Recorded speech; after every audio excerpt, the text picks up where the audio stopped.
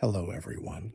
We're going to ancient Rome tonight, where you could rule over half of the known world, but still get in trouble for wearing the wrong color, crying too loudly at a funeral, or walking around at night looking suspiciously alive. Before you get too comfortable, please take a moment to like the video and subscribe, but only if you really like what I do here. Please tell me in the comments where you are and what time it is there. It's always interesting to see who is coming from in every part of the world. Clothes in ancient Rome didn't show who you were, how you felt, or what you really wanted. It was about sending out one very important message: what kind of trouble you could get into legally. Fashion wasn't art, it was a way to warn people, and the loudest warning was purple. The cost of purple dye was so high that it was almost funny. It was made by crushing huge amounts of tiny sea snails, each of which gave up a tiny drop of pigment before dying for the cause of imperial drip. A single piece of clothing needs thousands of snails. The process smelled terrible, took a long time, and needed trade routes that went all the way across the Mediterranean.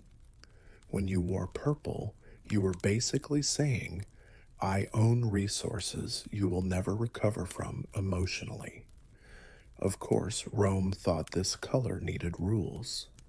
Only emperors, senators, and other high-ranking officials could wear a lot of purple. Wearing a fully purple toga in ancient times was like wearing a sign that said, I have power and you don't. It saved time.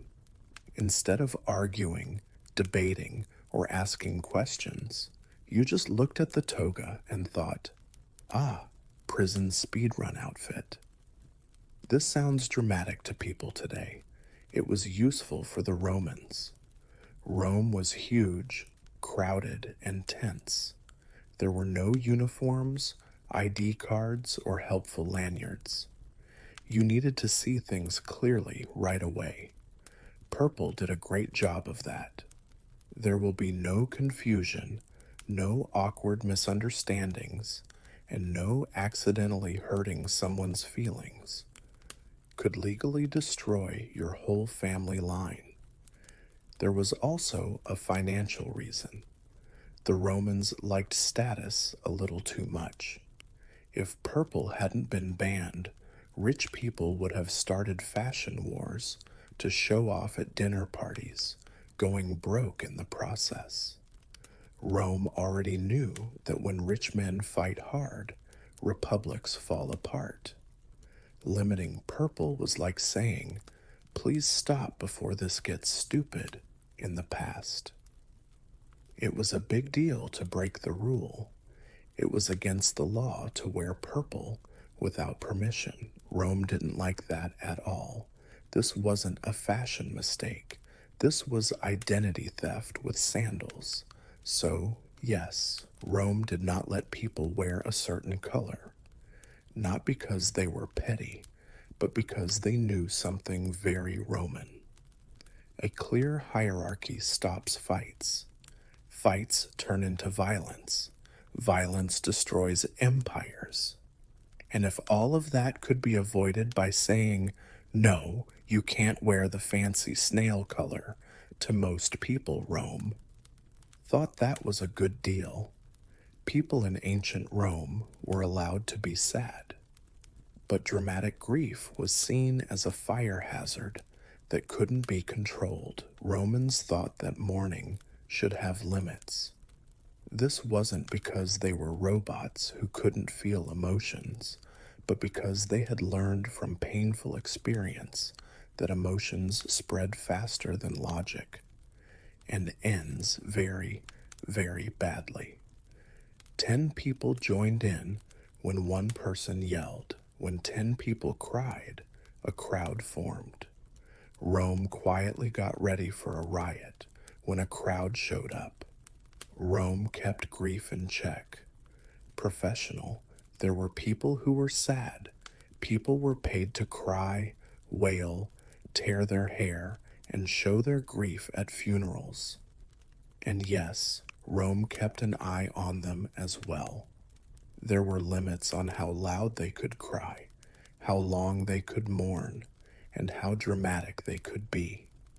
Nothing makes a city more unstable than hired grief performers yelling at the top of their lungs in the streets. Women, in particular, were not allowed to cry too loudly in public, hurt themselves, pull their hair in a dramatic way, or fall over in a dramatic way. In front of other people, not because Rome hated women, but because these shows drew crowds, and crowds led to chaos. Rome didn't care who started the trouble. It was important to it that unrest began. This wasn't about hiding feelings. Romans grieved in private, at home, with their families. They cried. They did remember. They paid their respects to the dead. They just weren't allowed to make their grief public in a way that could cause political problems. Funerals were sad occasions, and sad occasions were risky enough. The city was already full of rumors, rivalries, and goals. There was also a problem with class. Rich families could pay for huge, dramatic funerals. Families that were poor couldn't. If grief became competitive, funerals would turn into status contests with louder cries, bigger processions, and more dramatic performances. Rome had already learned that when powerful people fight in public, someone dies, and it's usually the Republic. So, grief was limited. Think of it as controlling people's feelings. Rome was aware that. Feelings spread, fear, anger, and sadness all spread. And when feelings start to spread, laws stop working. Rome thought that letting people mourn as much as they wanted was like letting open flames in a grain warehouse. It wasn't mean to control it. It was meant to stop something from happening. So yes, ancient Rome told people how much they could grieve. This wasn't because they didn't care, but because they understood something that modern societies still have trouble with. Uncontrolled emotion doesn't stay. For a long time, it becomes political, and political anger can destroy an empire faster than any enemy army. Dinner was never just dinner in ancient Rome. It was politics, performance, and psychological warfare served on a silver platter, sometimes even on a plate. Rome, being Rome, decided that the table needed strict rules if people were going to show off. They were known as sumptuary laws. They also decided how much food you could serve, how many guests you could have, and even which. Acceptable ingredients, not because Romans hated having fun, but because they had found out something very dangerous. You can't trust rich people to stop showing off on their own. If they weren't kept in check, elite Romans competed through banquets, just like modern influencers compete through lifestyle posts. More food, bigger parties, more exotic imports, and louder displays of, "I'm better than you." This wasn't a harmless treat. It broke up families. Senators went broke, trying to keep up appearances, and then they tried to. Bribery, corruption, and lightly destabilizing the state are some of the things they do to get back on their feet. Rome had already seen this movie and didn't like how it ended. The government then stepped in and said, You can have a dinner, but it has to be a reasonable one. There were limits on how much meat, luxury items, and extravagance people could have, especially during certain times of the year. Yes, Rome really did tell people to stop using peacock tongues. This had nothing to do with keeping the poor from being jealous. It was about keeping the state safe from the stupidity of the elite. When powerful families started to fight over social status, alliances broke down, debts grew, and politics became toxic. Rome knew that the best way to ruin a republic was to let its elites get addicted to status. There was also a moral side, or at least Rome's idea of one. Too much luxury was thought to make discipline weaker. Soft men weren't good leaders, and needing 7 courses to feel important was a sure sign of softness. Of course, Romans hated these rules. They were always complaining. They found ways around the rules. They put foods in new groups. They threw dinners that were technically legal but went against the spirit of the law. Rome made new rules. The wealthy didn't pay attention to them again. This dance went on for hundreds of years, but the goal was always the same. Stop making dinner a political arms race. So, yes, Rome did limit what you could eat at your own party. Not because it hated pleasure, but because it knew that when wealth competes without limits, it will fall apart. It's just a matter of time. Rome would rather have boring dinners than a civil war. This Roman rule makes modern readers stop reading and stare at the wall for a moment. In Roman society, the paterfamilias, the man who was the head of the household, had a lot of legal power over his family. And when I say family, I don't just mean kids. I mean adult sons, daughters, grandchildren, slaves, property, money, and basically everything else in his home life. Yes, even grown sons who are married and have kids, maybe going bald, but still legally under dad. This power included making decisions about money, marriages, jobs, and even life and death in the beginning, which sounds scary and sometimes was. But Rome didn't just happen to come up with this system. It was the result of a lot of fear. Fear of chaos, fear of split power, fear of homes becoming small civil wars. Rome thought of the family as a small version of the state. Roman thought that every state needed one leader, not a group or a committee.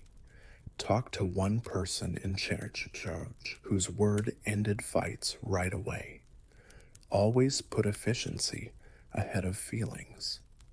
The household had to keep itself in order because there were no police around all the time, no social safety nets, and no bureaucratic oversight.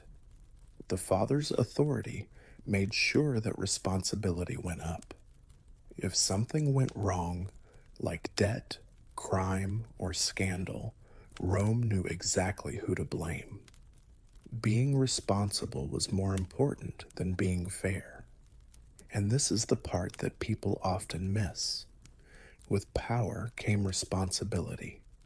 A paterfamilias was legally responsible for everyone who lived with him, their debts, their crimes, and how they stay alive.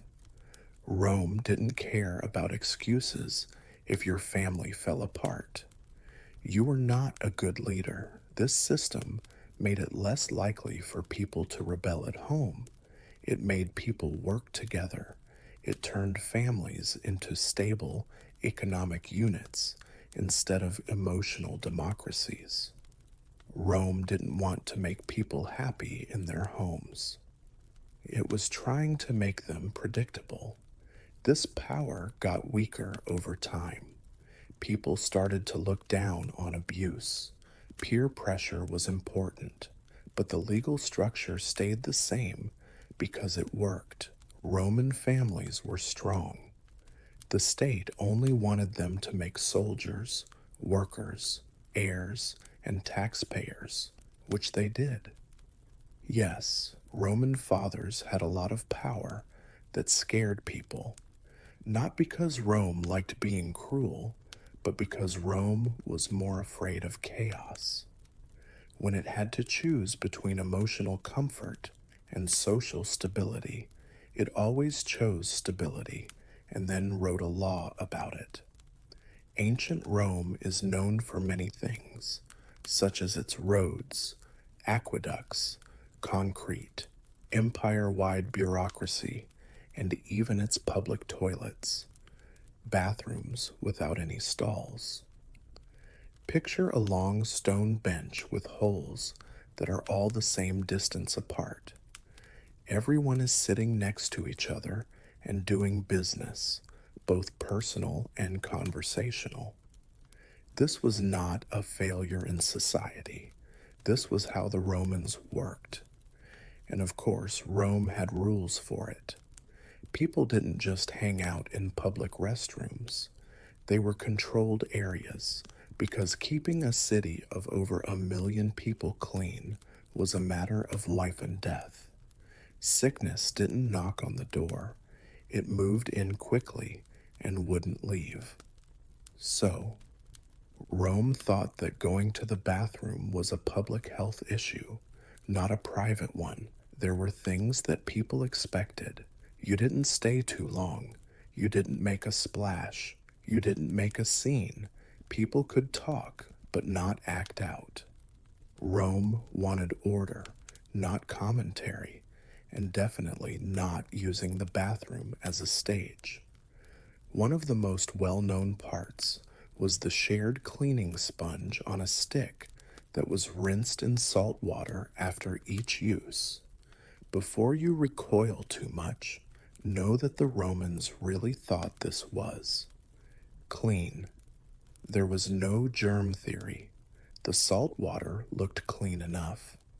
And to be honest, your standards changed a lot after a few months in ancient Rome. There were rules to keep things from getting out of hand. People fought over seats, stayed too long, or turned latrines into social clubs, which caused congestion. Too much traffic made things dirty. The dirty things caused disease. People panicked because of the disease. Unrest was caused by panic. Rome did not like unrest. There was also a social side. Latrines were the public, shared spaces that promoted equality, at least, for a short time. People with money and people without money sat next to each other. Senators and store owners sat on the same stone bench. This was good for Rome. It reminded people that everyone used the same systems, even though there were levels of power. And yes, even bodily waste was controlled. People used human waste for tanning, cleaning clothes, and farming. You could get fined for stealing trash from latrines. Rome did not throw away trash. Roman toilets sound terrible to people today. Romans thought they were amazing pieces of infrastructure. Water that runs, drainage, rules, and organization. Rome didn't care about how comfortable you were. It cared that its people didn't die from diseases that could have been avoided. So yes, people in ancient Rome knew how to use the bathroom, not because it was rude, but because civilization itself starts to smell bad when there are no rules. In ancient Rome, the night was not a time for romance. It wasn't a secret. It wasn't for taking long walks under the moon. Bad decisions came in for their shift at night. Change. When the sun went down, Rome changed a lot. The streets were not well lit. There were a lot of buildings close together. Fires spread quickly. Criminals thrived, and political conspiracies loved the dark, like mosquitoes love skin that is not covered. Rome did what it always did when it was in danger. It thought you were guilty until morning showed an otherwise. If you walked around at night, you were automatically suspicious. The streets were watched by patrols. People were questioned by guards. And if you were out late for no good reason, Rome thought you were either planning something against the law or were already halfway through it. This wasn't being paranoid, it was recognizing patterns. Most fires happened at night when people used lamps and torches inside. Most of the time, stores were closed and streets were empty at night when people stole things. Most murders, ambushes, and secret meetings happened at night when there weren't many people around and the shadows helped. In response, Rome told people not to move around at night at all. You had to have a reason to be out: work, business, or emergency. It was not okay to wander around without a purpose. Rome didn't think that taking a walk would help me clear my head. Night watchmen had power, and it was not a good idea to go against them. Instead of letting criminals go free, Rome would rather bother innocent people. This was a common theme. There was also a chance of a fire. Rome burned a lot, and it was always a disaster. Whole neighborhoods could disappear in a single night. Limiting movement at night made it less likely that fires would happen by accident and easier to figure out who was to blame when they did. Even the rich and powerful weren't safe. Senators traveled with bodyguards. Rich people stayed inside. Everyone was the same in the dark, and Rome didn't like not knowing what would happen. This feels heavy to people today. It made sense to the Romans. It was too big, too crowded, and too unstable to trust the dark in the city. Rome's biggest enemy was unpredictability, and the night was full of surprises. So yes, Rome was nice to people who walked at night, not because it hated freedom, but because it knew something that made it very uncomfortable. Most disasters don't give you a heads up.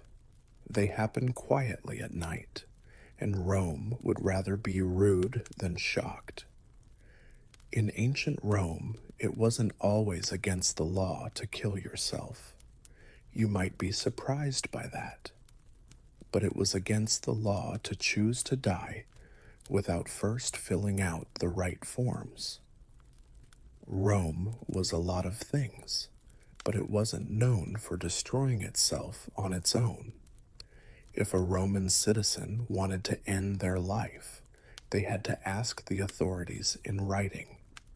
They had to make a formal request to the authorities explaining why they wanted to end their life.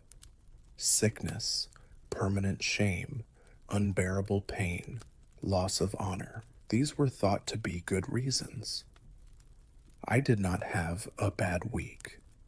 This sounds mean to people today, but to Rome, it made sense from an administrative point of view. Every Roman citizen had a lot of responsibilities. They were important to families. They were linked to debts. They got money from inheritances. They were important for political alliances.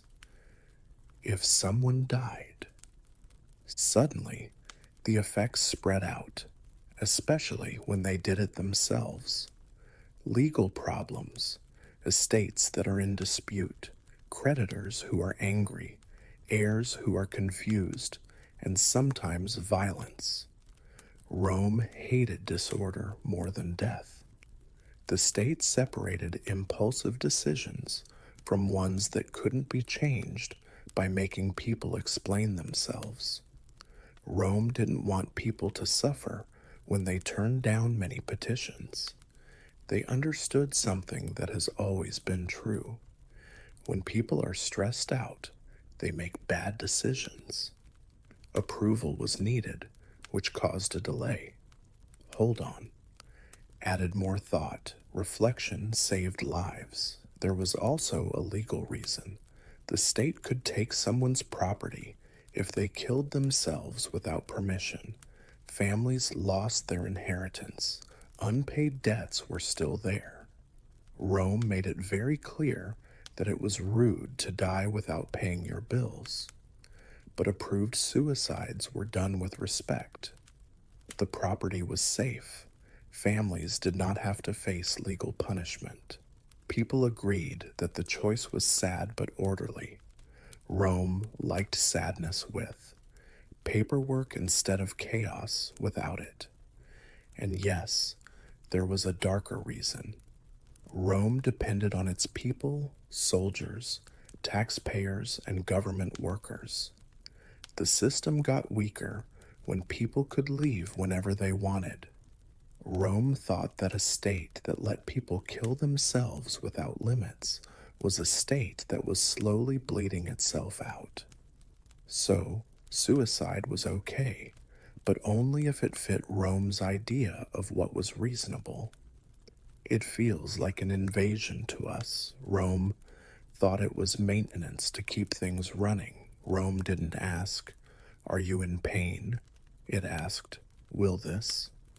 If the answer was yes, then the answer to you was no. People in ancient Rome didn't think that women's clothing was a personal choice. The government thought it was a public statement that they were very good at handling. Roman law had very strict rules about what women could wear, what jewelry they could wear, and how much wealth they could show, how much gold you could wear, how fancy your clothes could be, and how much sparkle was okay before people started asking questions that made them uncomfortable. And yes, Rome definitely counted. This sounds like moral panic to people today. Rome saw it as damage control. There was a problem for the Roman elite. Competing for status and women's fashion were two of the fastest ways to make it worse. At social events, expensive jewelry, imported fabrics, and over-the-top styling turned into quiet battles for wealth. One necklace made another necklace want to come. One dress called for a crazier dress. Rome saw this happen and thought, this is how republics die. So the state stepped in by limiting visible luxury. Rome tried to stop the arms race. These laws weren't about being modest in the way we think of it today. They were about stopping rich families from going broke by trying to look better than everyone else at dinner parties. Rome had already seen too many politicians lose their money and then mysteriously get it back through corruption. There was also a problem with social clarity. Rome used visual hierarchy a lot. Clothes showed whether someone was married, how high they were in society, and what moral standards they had. People thought that a married woman who dressed modestly was stable and respectable. Too much showing off made people think you were independent, and independence made Rome nervous. Women didn't scare Rome. It was afraid of things that were hard to predict. Jewelry limits also helped families stay financially stable. Gold worn in public was like walking around with money. After that, there was theft, jealousy, and anger. Rome wanted rich people to keep their money hidden, locked up, counted, and taxed. Women in Rome didn't like these laws at all. They bent them. They stacked jewelry in a creative way. They found ways around the rules. They took out loans. Instead, they made hairstyles look bigger. Roman men complained a lot, but then they quietly liked what they saw. New rules were made by lawmakers. Once again, no one paid attention to them. This cycle went on for hundreds of years, but the goal stayed the same. Rome didn't want to get rid of women in public life. It was trying to stop status competition from turning social life into a money-making game. To Rome, controlling how women looked was the same as controlling social pressure. And in a society that cared a lot about order, you either controlled pressure or it controlled you. So yes, Rome told women what they could wear. It didn't hate beauty. It was afraid of how unchecked beauty could affect politics. To people today, gladiators look like famous people from the past. People cheered their names. Graffiti praised them. People bought things with their pictures on them as souvenirs. Some even inspired obsessive fandom that would make sense to anyone who has ever seen a comment section go crazy. But the law in ancient Rome took a long look at gladiators and said, no way. Even though they were famous, gladiators were considered infames or dishonorable people by the law. This meant they lost a lot of their basic rights. They weren't able to vote. They couldn't be in charge. They didn't say much in court. In the eyes of the law, they were more like criminals than famous people. This may seem strange at first, but it makes sense when you remember that Rome hated mixed signals. As a job, gladiators were violent. They were killed or killed for. For fun, Rome knew it was dangerous to praise that too much. If people started to think of gladiators as heroes instead of actors, you could make violence outside the arena normal, and Rome liked its violence to be planned, organized, and ticketed. The dishonor status acted like a mental wall. Yes, you could be impressed by their skill. Yes, you could cheer.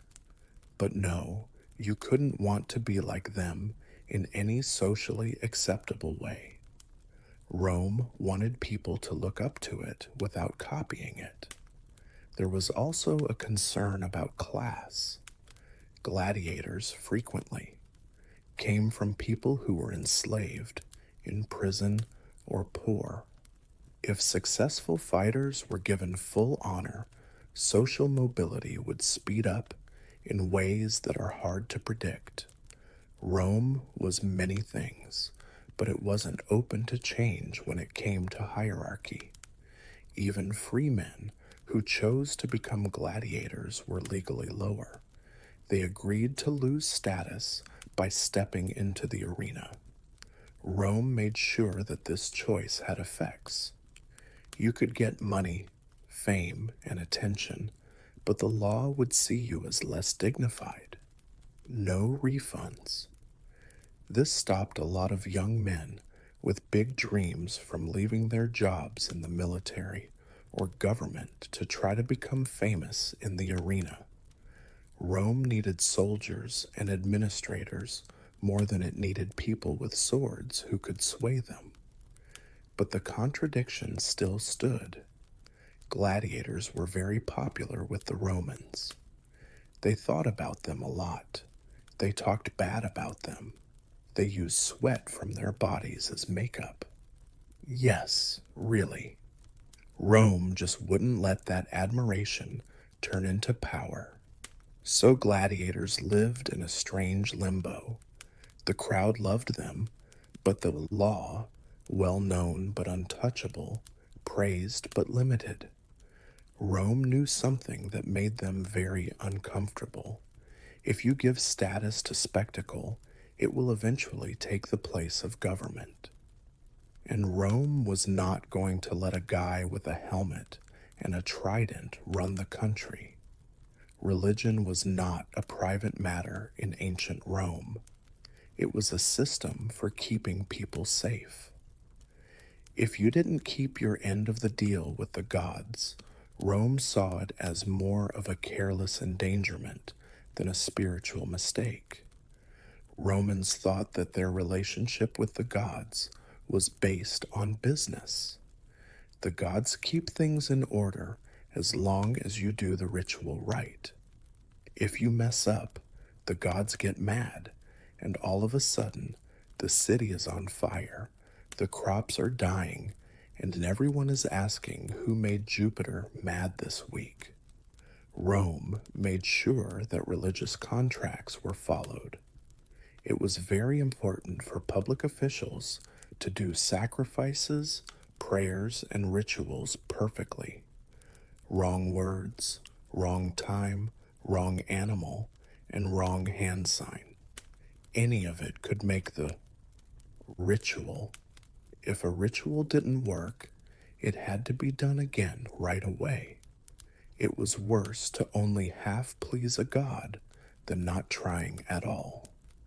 Private citizens weren't let off the hook either. Promises made to the gods were legally binding. If you promised a god something and didn't follow through, you could be punished, fined, or shamed. From Rome's point of view, this wasn't superstition. It was about managing risk. There were no meteorologists, epidemiologists, or disaster forecasters in Rome.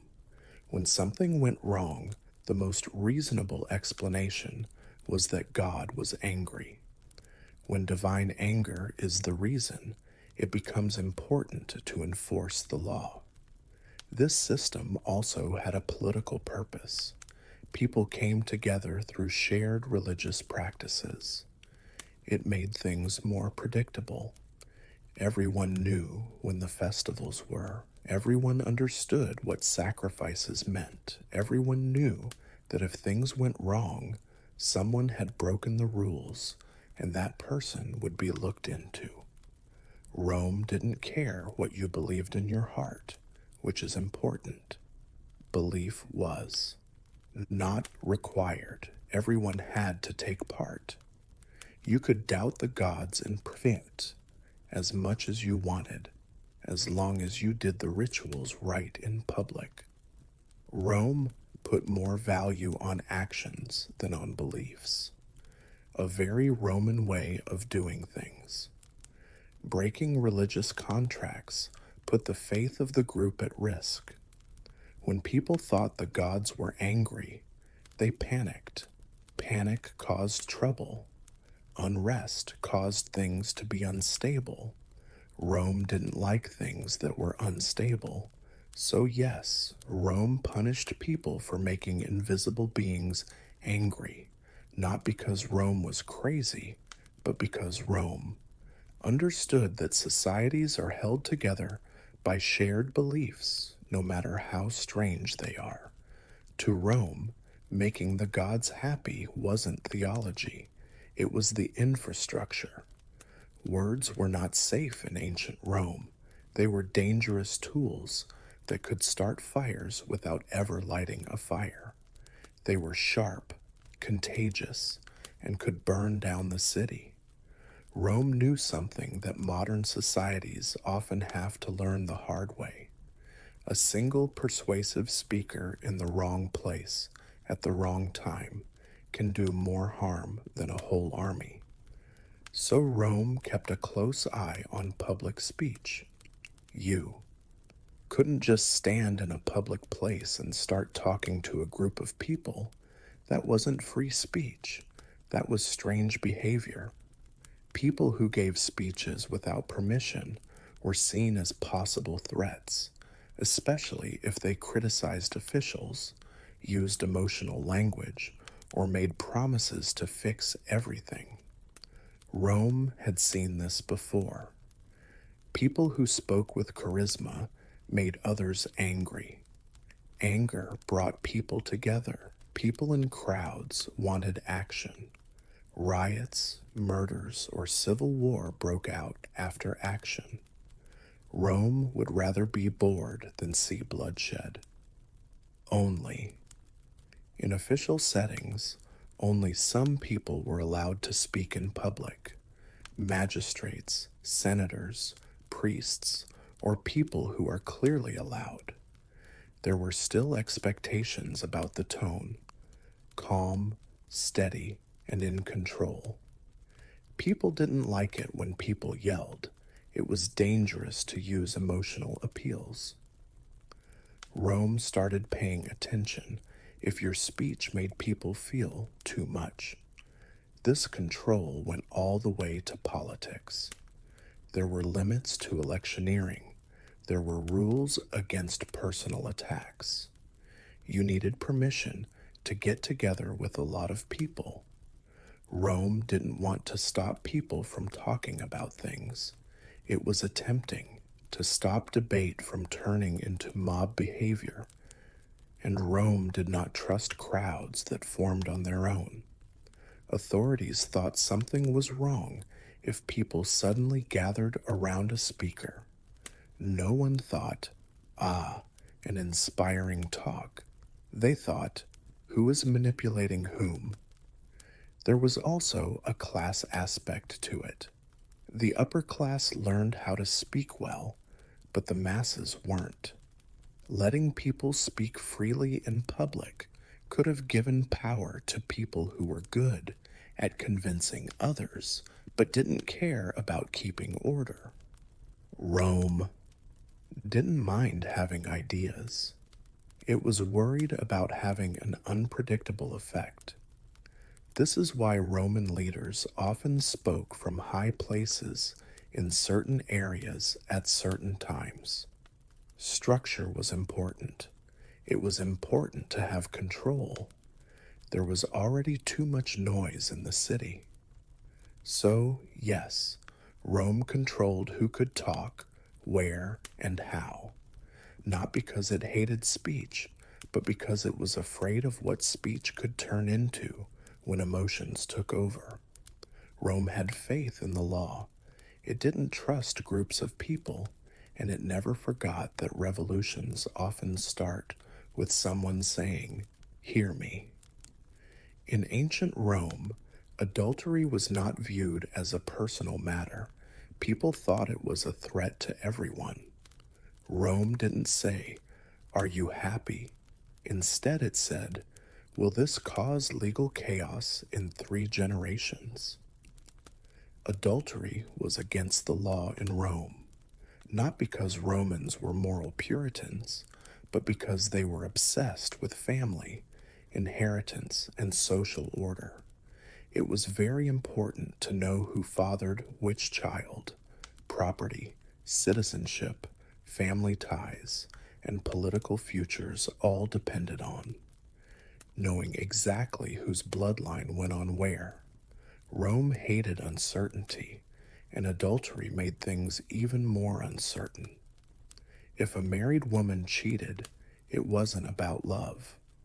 The question was whether it was real. Who is the parent of this child? Who gets the estate? Which family gets more power? Which family is losing it? One affair could ruin years of legal planning. Rome would rather shut that down right away.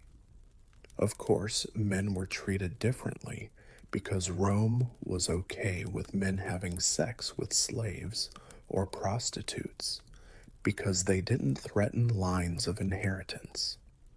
Hypocritical is completely in line with Roman values. However, adultery with a married woman had legal consequences. Husbands were supposed to do something. Fathers had the right to step in. The courts got involved. This wasn't about being heartbroken. It was about putting things back in order before gossip turned into lawsuits and lawsuits turned into violence. There was also a political side to it. Elite marriages were alliances that were planned. Affairs put those alliances in danger. If one, the family felt disrespected, so they got back at them. Rome had had enough civil wars by then. It didn't need political violence to get worse because of scandals at home. Public enforcement also worked as a deterrent. Rome discouraged risky behavior that could break up families by making adultery visible and punishable. The message was clear: love is your business, but family is Rome's business. And yes, Romans talked a lot about people who cheated on their spouses. Public trials were like shows. Reputation was important. Shame was a weapon. Rome used it a lot. This feels like an invasion of privacy to people today. It was a law to keep Romans safe. Desire was not a crime in Rome. It made being unsure a crime. In a society based on inheritance, names, and family power, not knowing who belonged where was much more dangerous than hurting someone's feelings. And, as usual, Rome chose stability over sympathy. Death was unavoidable in ancient Rome, but making it a sport that people compete in and was not a good idea. Romans were serious about funerals, very seriously. In fact, so seriously that they chose to keep an eye on them. Funerals had a bad habit of turning into loud, expensive, emotional performances that did nothing to help and made everything worse. Funerals were events that everyone could see. People walked in processions through the streets. People who were grieving came together, speeches were given, and emotions were high. Rome had learned from many bad experiences that when money, grief, and crowds come together, things can get out of hand very quickly. Wealthy families were more likely to turn funerals into ways to show off. There are more mourners, musicians, professional wailers, expensive coffins, and everything else. People were no longer paying their respects to the dead. Families were using them as props in a social competition that they really needed to cool down. That's when Rome got involved.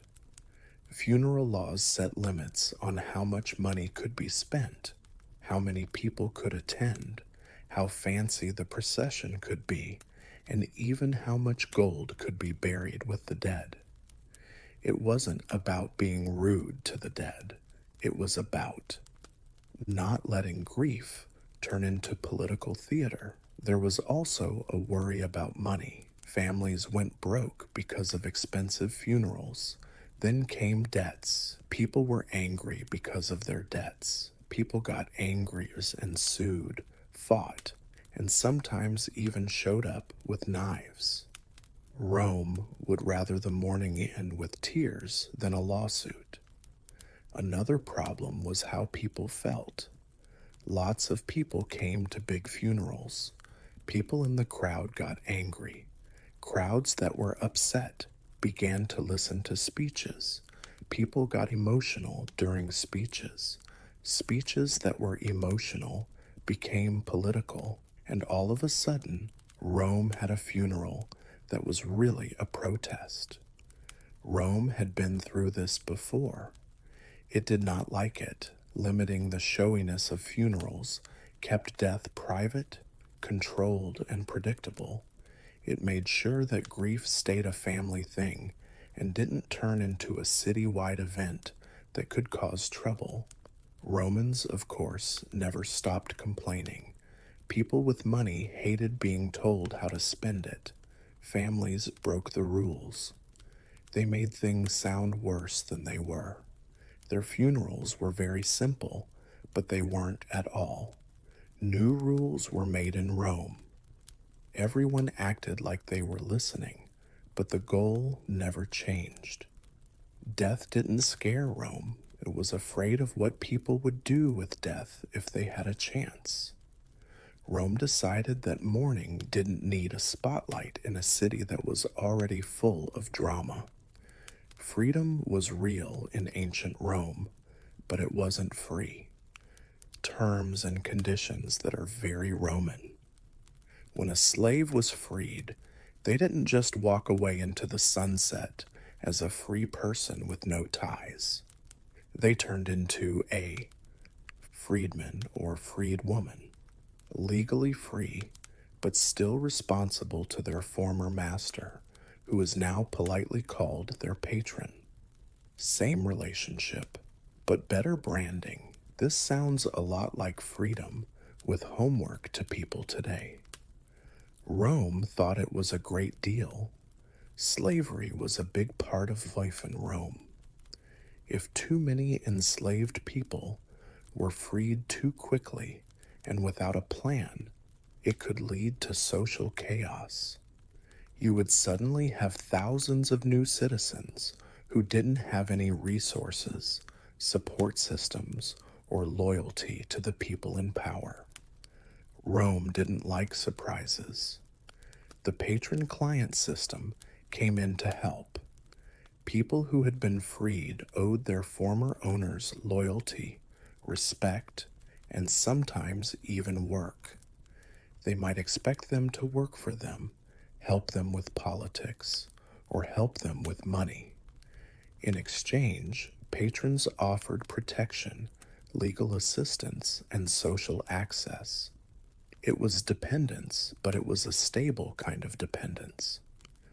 Rome always liked slow change over sudden change. This system also kept free people safe. Without patrons, people who had just been freed could have been taken advantage of, poor, or hurt. Rome did not have any safety nets for people. Relationships were your safety net. Patronage gave free people a place in society, even if it wasn't always the best one. There was also a reason related to politics. Patrons got people who would always support them. Freedmen voted, campaigned, and made their patrons' influence stronger. This helped the elites stay in power while still letting some people move up the social ladder. Rome liked systems where everyone thought they were getting something, even if the gains were not the same. And yes, some freedmen became very successful, rich, powerful, and respected, but even then, there were still public reminders of their status. It was expected that they would be thankful. Their loyalty was watched. Freedom did not erase the past. This feels limiting to modern people. To Rome, it felt safe. Rome didn't want revolts. It wanted transitions that were under control, so freedom came with responsibilities. Not because Rome despised freedom, but because it recognized that freedom devoid of structure tends to detonate. And Rome preferred slow change with paperwork to sudden change with riots. This is the one idea that really sums up ancient Rome. There was never anything that was just private. Not your clothes, not your family, not your love life, and not even the promises you made to gods you can't see. Rome thought that people's actions didn't stay private for very long. It got out, spread, and finally became a problem for everyone. Rome stepped in early then. A Roman didn't think of the state as something that was out there. It was. In the family, in the home, in daily routines, and in rituals.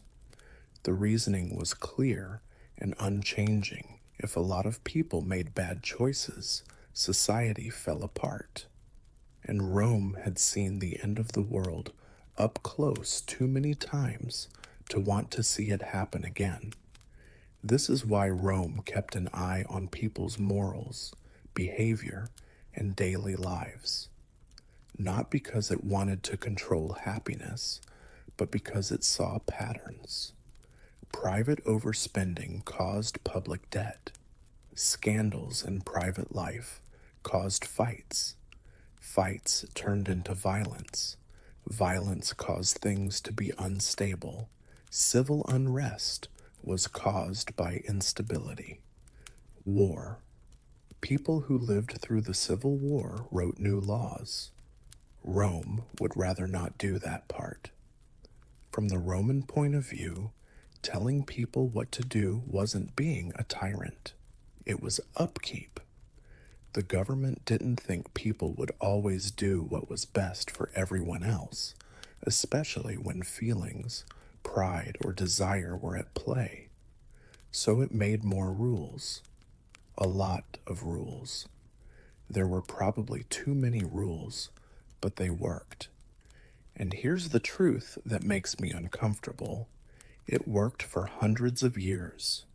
Rome was able to handle large groups of people, different cultures, and constant stress without modern tools. It stayed together thanks to systems, discipline, and constant rules. People didn't have the same kind of freedom that we do now, but they were predictable, and predictability kept the machine going. Of course, Rome did fall in the end. Rules don't keep empires alive forever, but they did keep them from falling apart for a lot longer than chaos could have. We often miss the context when we look back at Roman laws and think they're crazy. Rome wasn't trying to be kind. It was trying to stay alive. And for Rome, survival meant putting limits on feelings, actions, goals, and sometimes even happiness. Rome didn't ask, "Is this fair?" It asked, "Will this keep everything from falling apart?" And for a long time, the answer was yes. That's why the strange rules in Rome weren't mistakes.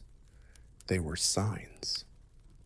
Vincent van Gogh was born in 1853 in the small Dutch village of Zundert.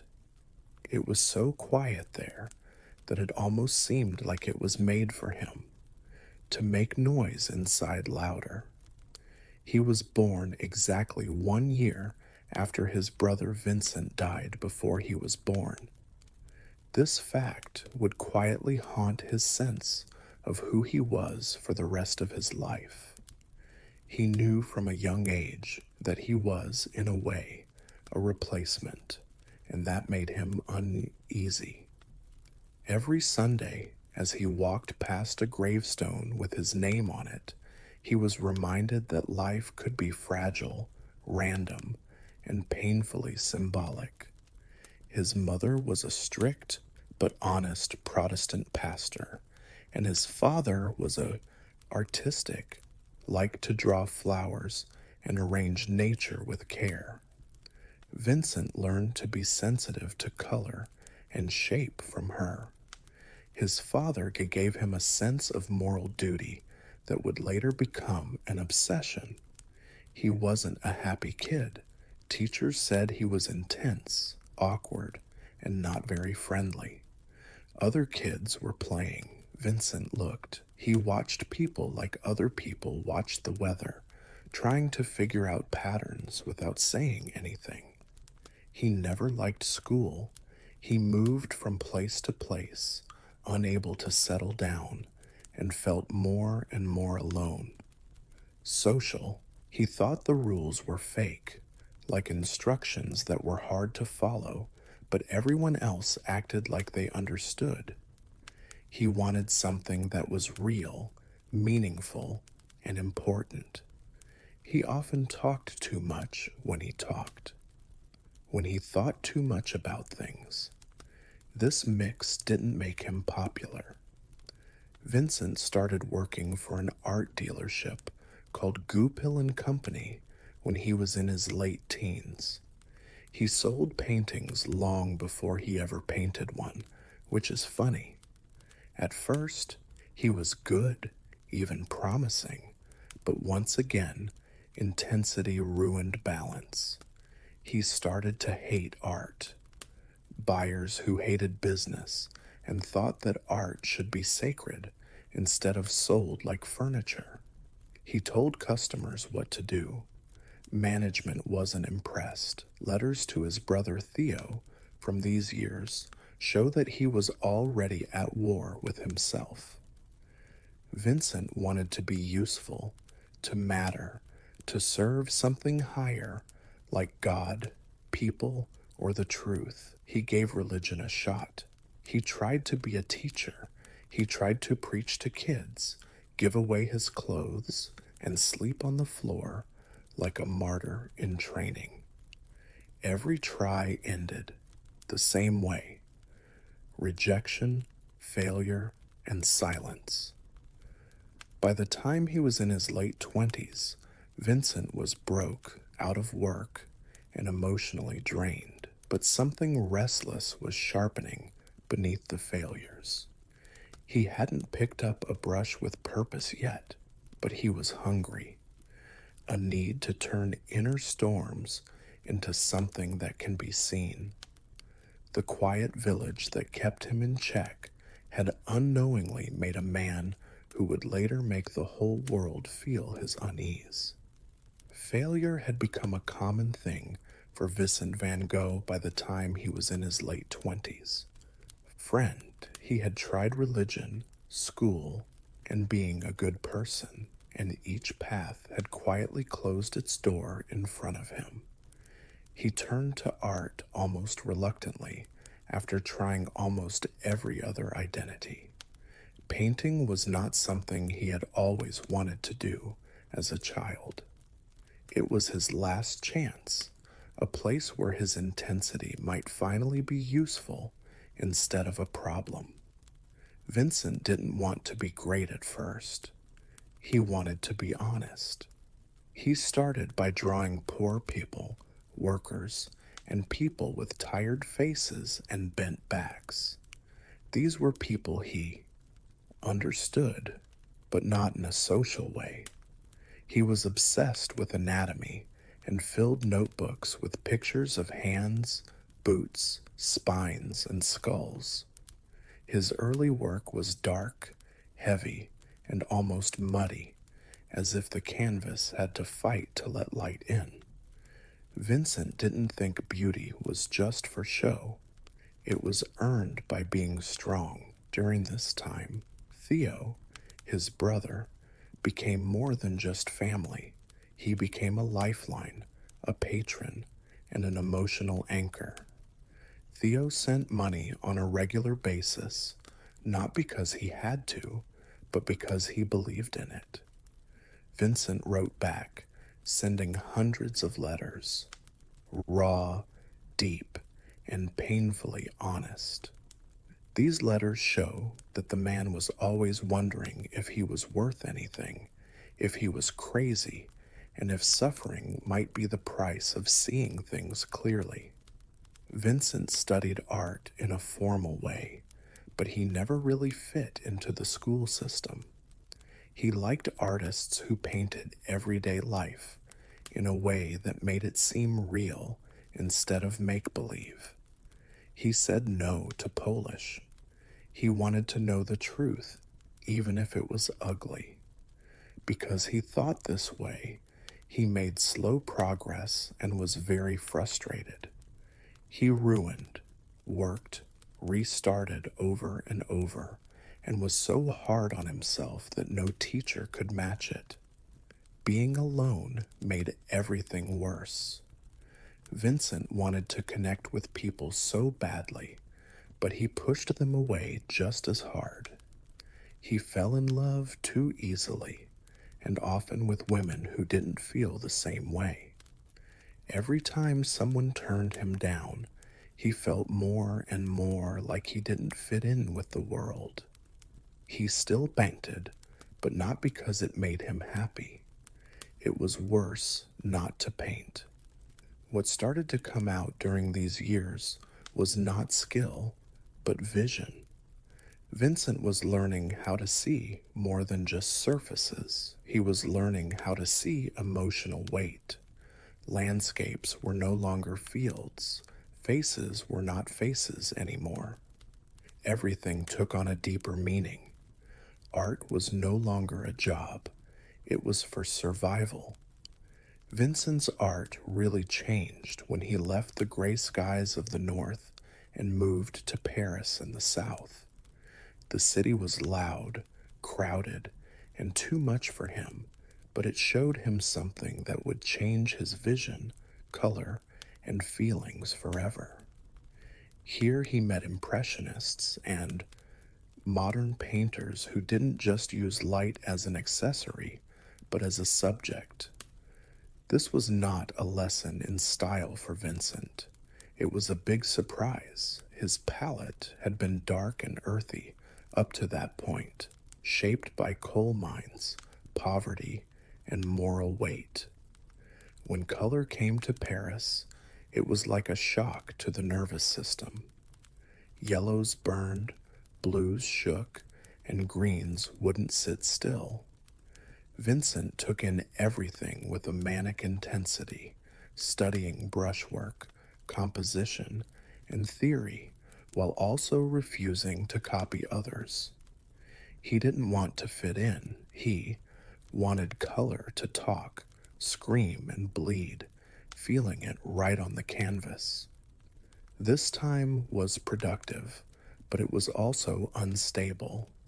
Vincent painted all the time, and sometimes finished more than one piece in a week. His brush strokes got faster, thicker, and more important. He stopped smoothing out the edges and started hitting the surface like painting was a fight. The canvas was no longer a door. There was a battle going on. It was hard to live with other artists.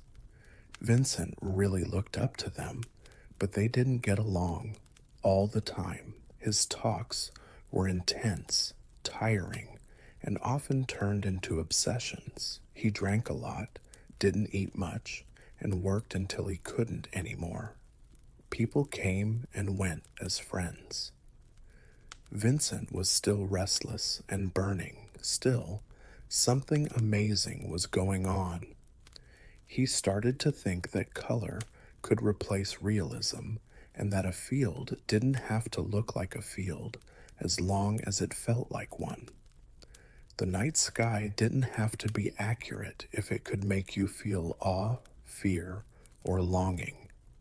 This belief set him apart from tradition and pushed his toward being alone, but it also opened up the voice that would make him who he was. During this time, his letters go back and forth between hope and despair. He thinks he's getting close to something important one day. The next thing he knows, he is sure he is wasting his life. Success is still far away. There is no recognition. But his inner compass has changed. Vincent is no longer looking for a reason to live. He has discovered it, even if it is killing him. Vincent's art is no longer unsure by the end of this chapter of his life. There is no doubt that the storm inside him has gotten color, movement, and a beat. What we don't know is if the person who made it can handle the intensity of their own work. Vincent left Paris and went south to Arles, a quiet town with bright colors and lots of sun. He was looking for light, warmth, and clarity.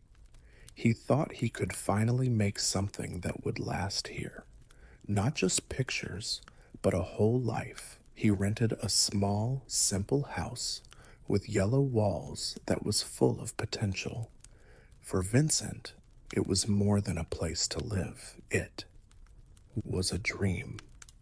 He thought of it as a place for artists to live and work together, where they could be creative without competition or feeling alone. Alay's sunlight changed his work almost right away. Colors got brighter, the yellows turned into flames, the blues got deeper, and everyday things like chairs, sunflowers, and bedrooms took on a strange emotional weight. Vincent painted all the time, even when he was tired and hungry. He often worked outside for hours in the sun. The rhythm was hard, but the results were amazing. For the first time, he felt close to peace for the first time, but the dream needed people, and Vincent had trouble with people.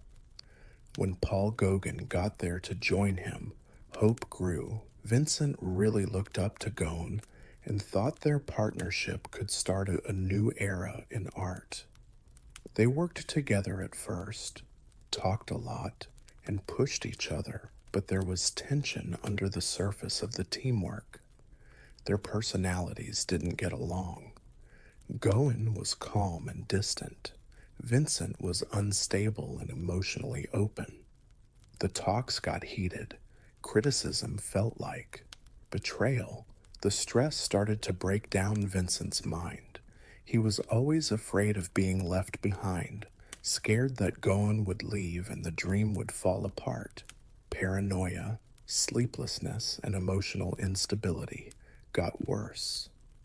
The house that was supposed to bring people together became a place full of worry. The breaking point came out of nowhere and was very violent. Vincent had a mental breakdown after a heated argument. He cut off his own ear in a moment of great pain, which has since overshadowed a lot of his work. It wasn't just madness. It was the result of being alone for a long time, being under a lot of stress, and having a lot of inner pain. Gauguin went away. The dream was over. Vincent was in the hospital, confused, ashamed, and heartbroken. The yellow house was almost empty, its walls still bright, but full of despair. Vincent painted even when things were falling apart. He kept working, turning pain into form, even in hospital rooms and times of clarity. Arles gave him his brightest colors and his deepest wounds. The dream of fitting in had failed, but it showed something cruel and impossible to deny. Vincent couldn't get away from himself. He could only paint what was inside. After the collapse in Alice, Vincent chose to go to the asylum at Sani, which used to be a monastery and is now surrounded by olive groves and stone hallways that echo with quiet suffering. It was a place that was meant to hold chaos, not fix it. But for Vincent, being locked up brought a strange, fragile order. The world got smaller. Things that were distracting went away. The only thing left was the constant fight inside. His mind and a window that let him see the sky. Life in the asylum was slow, with periods of severe mental distress. Vincent couldn't speak clearly, work, or trust his own thoughts on some days. During these times, he was flooded with hallucinations, confusion, and fear. He said he felt like he was stuck in his own head, watching himself fall apart. But there were times of calm between the storms, and during those times, he painted with amazing focus. He started to write a lot about the asylum garden. Irises, olive trees, and cypress trees were not just background, but emotional forces. His brush strokes became more rhythmic, almost like music, swirling and pulsing with a lot of energy. These paintings were not peaceful, they were explosions that were controlled, bringing order to chaos. Vincent painted the view outside his barred window from his small room. He was fascinated by the sky, which was huge, unreachable, and alive. This was when he made some of his best work. Famous works, such as the night sky that looks like it moves, breathes, and twists under pressure that can't be seen. These paintings were not made up. They were perceptions filtered through a mind that was always on edge. Even though he was productive, Vincent still didn't know how much he was worth. He didn't sell much. There was no recognition. Letters to Theo show that the writer is thankful, but also guilty. Thank you for your help, but I'm sorry for being a burden. He was always worried that his illness made him useless and that his art was a way to make up for it, instead of contribution. But something amazing happened inside those walls. Vincent started to realize that he didn't have to be happy to paint. It needed to be honest. The asylum took away any illusions of normal life, leaving him with only sensation, memory, and feeling. That was enough. Saint-Remy didn't cure Vincent, but it gave him structure long enough for him to make art that feels timeless because it came from a place of instability. He wasn't painting even though he was in pain. He was painting through it. Storm by storm, moment by moment. Vincent was let out of the asylum after a year and given to a doctor near Paris. He moved to the quiet village of Eaux-Sulwis. At first glance, this move showed that things were getting better. He was closer to Theo because he was under medical care and in an area with open fields that were great for long walks and steady work. There was cautious hope for the first time in years. Not happiness, but the chance of balance. Vincent painted all the time: wheat fields, village streets, gardens, and portraits. It came out of him at an amazing speed. He sometimes finished a canvas in one sitting, feeling both productive and dangerous. This is where his style really came into its own. Bright colors, lines that shook, and compositions that seemed to pulse with nervous energy. The landscapes were big, but they weren't stable. The sky often felt heavy, the fields were restless. He was always busy, but his inner state was still fragile. Vincent knew very well that his stability depended on other people, Theo in particular. Vincent felt like the ground was moving under him when Theo started to have money and emotional problems. He was afraid he was a burden, a duty that would never end. Success still wouldn't come in any real way. Some critics noticed, but the praise was far away and unclear. It didn't lead to safety. His letters from this time show that he was torn between hope and fear. One minute he talks about plans for the future, new methods, and the hope that his work will finally mean something. The next thing he says he is afraid that his illness will come back without warning and that his mind will betray him again. He felt like the calm he was feeling was only temporary, borrowed, and fragile. Vincent also felt very alone. He was emotionally alone. Even though he was surrounded by people and nature, he couldn't fully connect or relax. The same intensity that drove his art made everyday life hard. He could paint for hours, but it seemed impossible to live quietly. The countryside of Overs showed this tension. It was lovely, wide, and alive, but full of worry. Vincent didn't paint fields that were calm. He painted fields that looked like they were under pressure, skies that were moving, and paths that didn't seem to go anywhere. These were not places to relax. They were admissions. This last time wasn't a sudden drop into darkness. It was a slow loss of hope. Vincent kept working because it was the only thing that kept him going. But the shadows stayed, patient, waiting, and getting heavier every day, even though things were getting done. As summer in Oz went on, Vincent's days had a calm, almost ritualistic flow. He took his easel and paints into the fields every morning and came back hours later, tired, sunburned, and not talking. From the outside, he looked disciplined and even calm. Vincent, on the other hand, never found silence to be empty. It was very heavy. It pushed in. Painting was still his anchor, but it didn't help anymore. It just delayed things. Every time I finished a canvas, I felt a brief sense of order, but then the same question came up again. What happens next? He made things at A.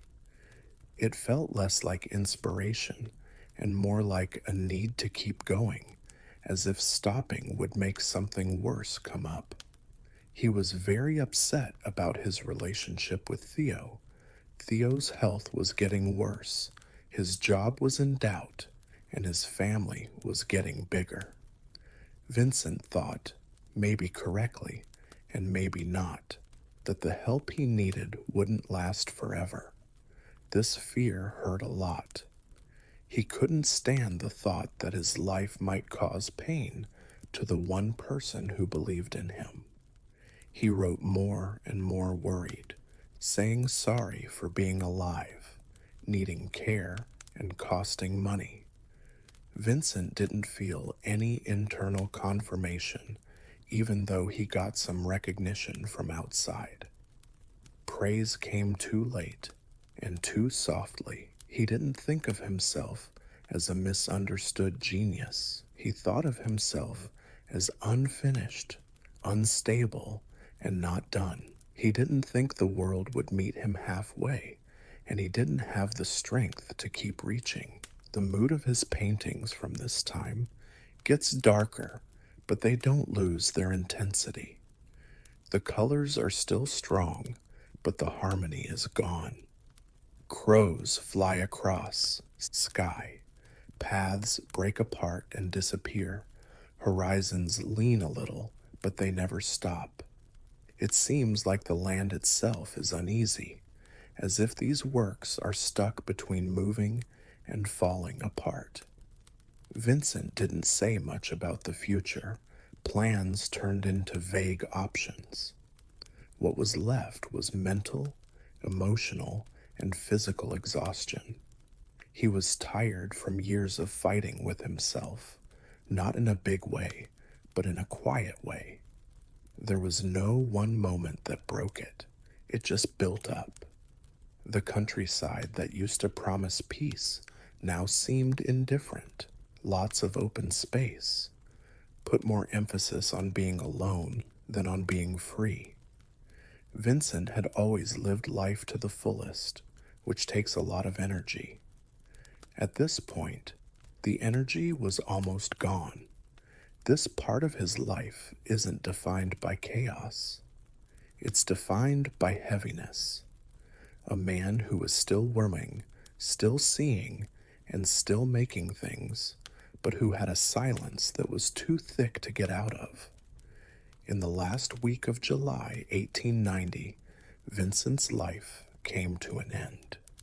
The days were warm, and the wheat fields were tall and restless in the wind. Nothing big happened on the outside. That's it. There was no public breakdown or final manifesto. Vincent kept doing what he always did, walking, painting, and going back to his room, but something inside of him had quietly had enough. One afternoon, Vincent went into the fields by himself. He had the same tools with him that he always did. But this time, painting wasn't enough anymore. What happened next wasn't crazy. It was a tired choice made by a man who had been dealing with pain for years. He shot himself in the heart.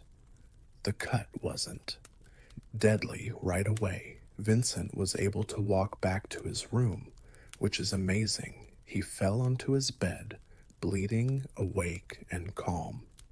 When asked, he apparently didn't say much. There was no anger, no big explanation, just acceptance. They called Theo right away. Theo got there to find that his brother was weak, but still able to think clearly. For the next 2 days, they talked in low voices. Vincent didn't say he was sorry. Instead, he spoke clearly, even with relief. He said to Theo that the sadness would never go away. Words that weren't theatrical, but gave up. He was tired after years of trying to live with intensity in a world that wanted him to be more moderate. Vincent's health got worse, but Theo stayed with him. Vincent van Gogh died on July 29th, 1890, when he was 37 years old. His last moments were not violent. They were quiet, personal, and heartbreakingly human.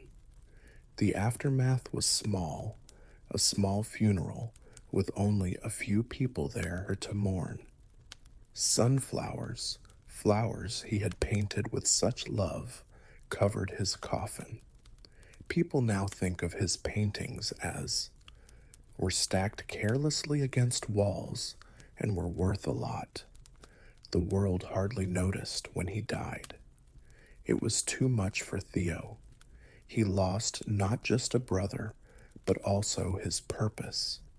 Theo's health quickly got worse, and he died soon after, never seeing the praise that would come. Vincent's last act wasn't a statement against life. It was an admission of his limits. He had given everything he had, his mind, his body, and his peace, to show the truth inside. He stopped when he had nothing left to give. The fields, the paintings stayed the same. Vincent didn't. The world hardly noticed when Vincent van Gogh died. He didn't leave behind any money, fame, or feeling of victory. His paintings didn't sell. His name wasn't well known, and most people thought his life was a failure full of tragedy. But death, which silenced him, also freed his work from having to be explained. What was left on the canvases could finally talk without being interrupted. Johanna, Theo's widow, quietly started the work that Vincent himself never could. She kept his letters, sorted his paintings, and strongly believed that the world had come too early for him. Then came the shows. Critics started to look again, and then more closely. What they found wasn't madness, but purpose. It wasn't chaos, but emotional clarity.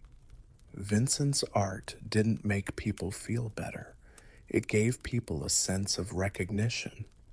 People could see themselves in the chaos of his skies, the loneliness of his figures, and the speed of his brushstrokes.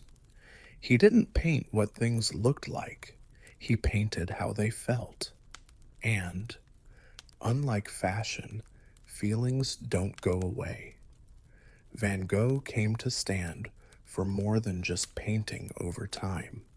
He became a mirror for those who were misunderstood, sensitive, and determined. His life story was turned into a myth. the tortured genius, the ear, and the madness. But his work couldn't be simplified. The paintings stayed organized, planned, and very controlled. They were not made by suffering. It was commitment that did it. Vincent got the recognition he wanted, but it was too much. His works became some of the most important and respected people in history. Museums were full, and there were more books. People studied his letters like they were philosophy. But this posthumous success has a quiet cruelty. It was when it didn't matter to him anymore that he got the validation. The honesty, not the tragedy, is what lasts. Vincent never painted to show off. He painted to stay alive. He put feelings that most people can't put into words, into pictures: despair, hope, longing, and the unbearable intensity of being alive. That's why his work still feels relevant and close to home. Vincent van Gogh never found peace in life, but he left behind a way for others to find it. His legacy is not that pain makes people great, but that seeking the truth without giving in leaves a mark that lasts longer than the person who made it. The man disappeared without a sound. With each new generation, the voice got louder. Before jazz had a name, rules, or a written record, New Orleans was already making it happen. This city didn't wait politely for culture to come. It took it in, mixed it up, and changed its shape in the heat. There was sound all around, but not for fun. It was part of the atmosphere. There was as much music as there was humidity. At the turn of the 20th century, New Orleans was different from any other city in the United States. There were influences from France, Spain, Africa, the Caribbean, and the United States that didn't completely mix with each other. Languages mixed, religions mixed, and traditions clashed every day. The outcome was not classical harmony, but friction, which creates warmth. Heat makes things move. Concert halls didn't own music in the city. It stayed in the streets. Brass bands marched through neighborhoods for weddings, funerals, and parades, and sometimes all three in the same week. African call and response shaped hymns that rang out in churches. There were work songs echoing off the docks. The rhythm of the dance halls kept going late into the night. There was no clear line between holy and unholy. Everything fed something else. Congo Square was one of the most important places where enslaved people and black people who had been slaves used to get together on Sundays to dance, play drums, and keep alive rhythmic traditions that were not meant to last. These events were not shows. They made memories sound.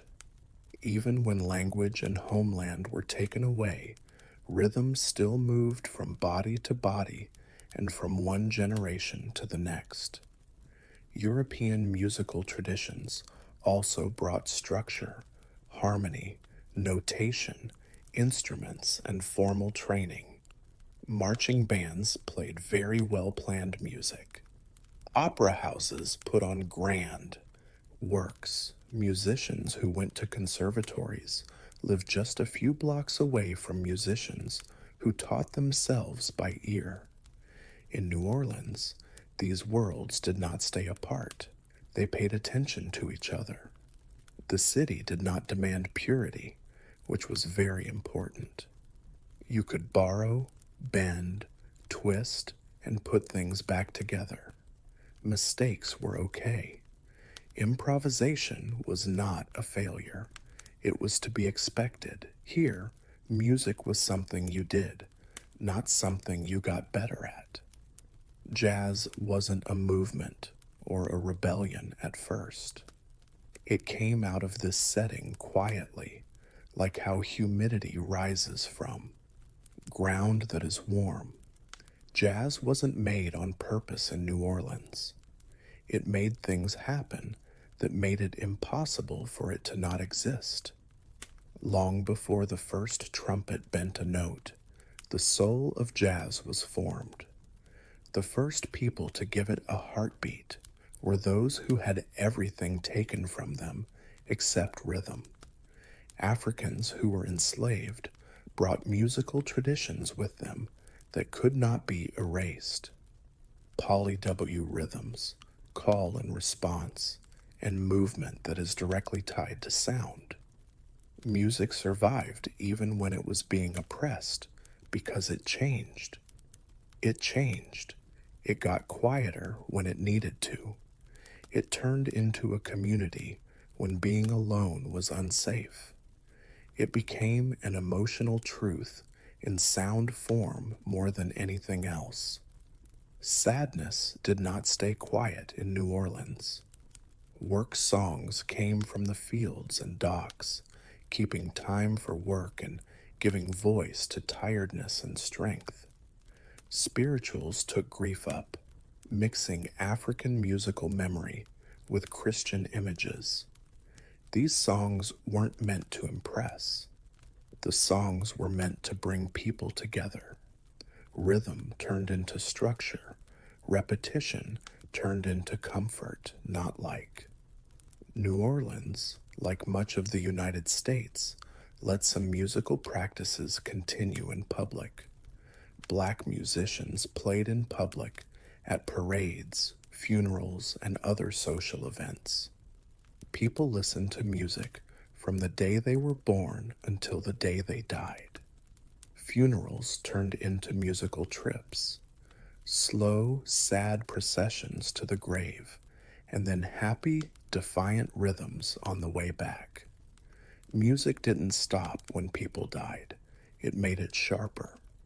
This is where blues started to take shape, not as a formal genre, but as a way to talk about feelings. Vocal inflections, bent notes, and unresolved tension conveyed sentiments that words failed to articulate. Pain was not kept a secret. It was molded, pulled, and let go. This honesty about feelings would become one of jazz's most important traits. It is important to note that these traditions were never fixed.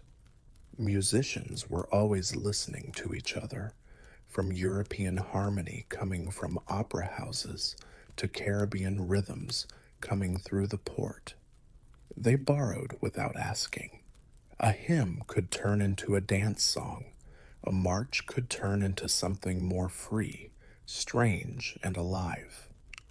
Time that was strict started to get softer. Room showed up in between beats. The music began to breathe. In this setting, improvisation came about naturally.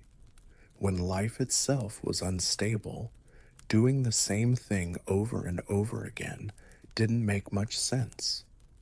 Musicians learned to react to people, emotions, and other players in real time. This was not a mess. It was a talk. By the end of the 1800s, something new was starting to take shape. It didn't have a name yet, but it had a feel, a rhythm that swung, melodies that bent, and an emotional range that could hold both sadness and happiness at the same time. Jazz was not born out of happiness. It came from needing to survive and learning how to move.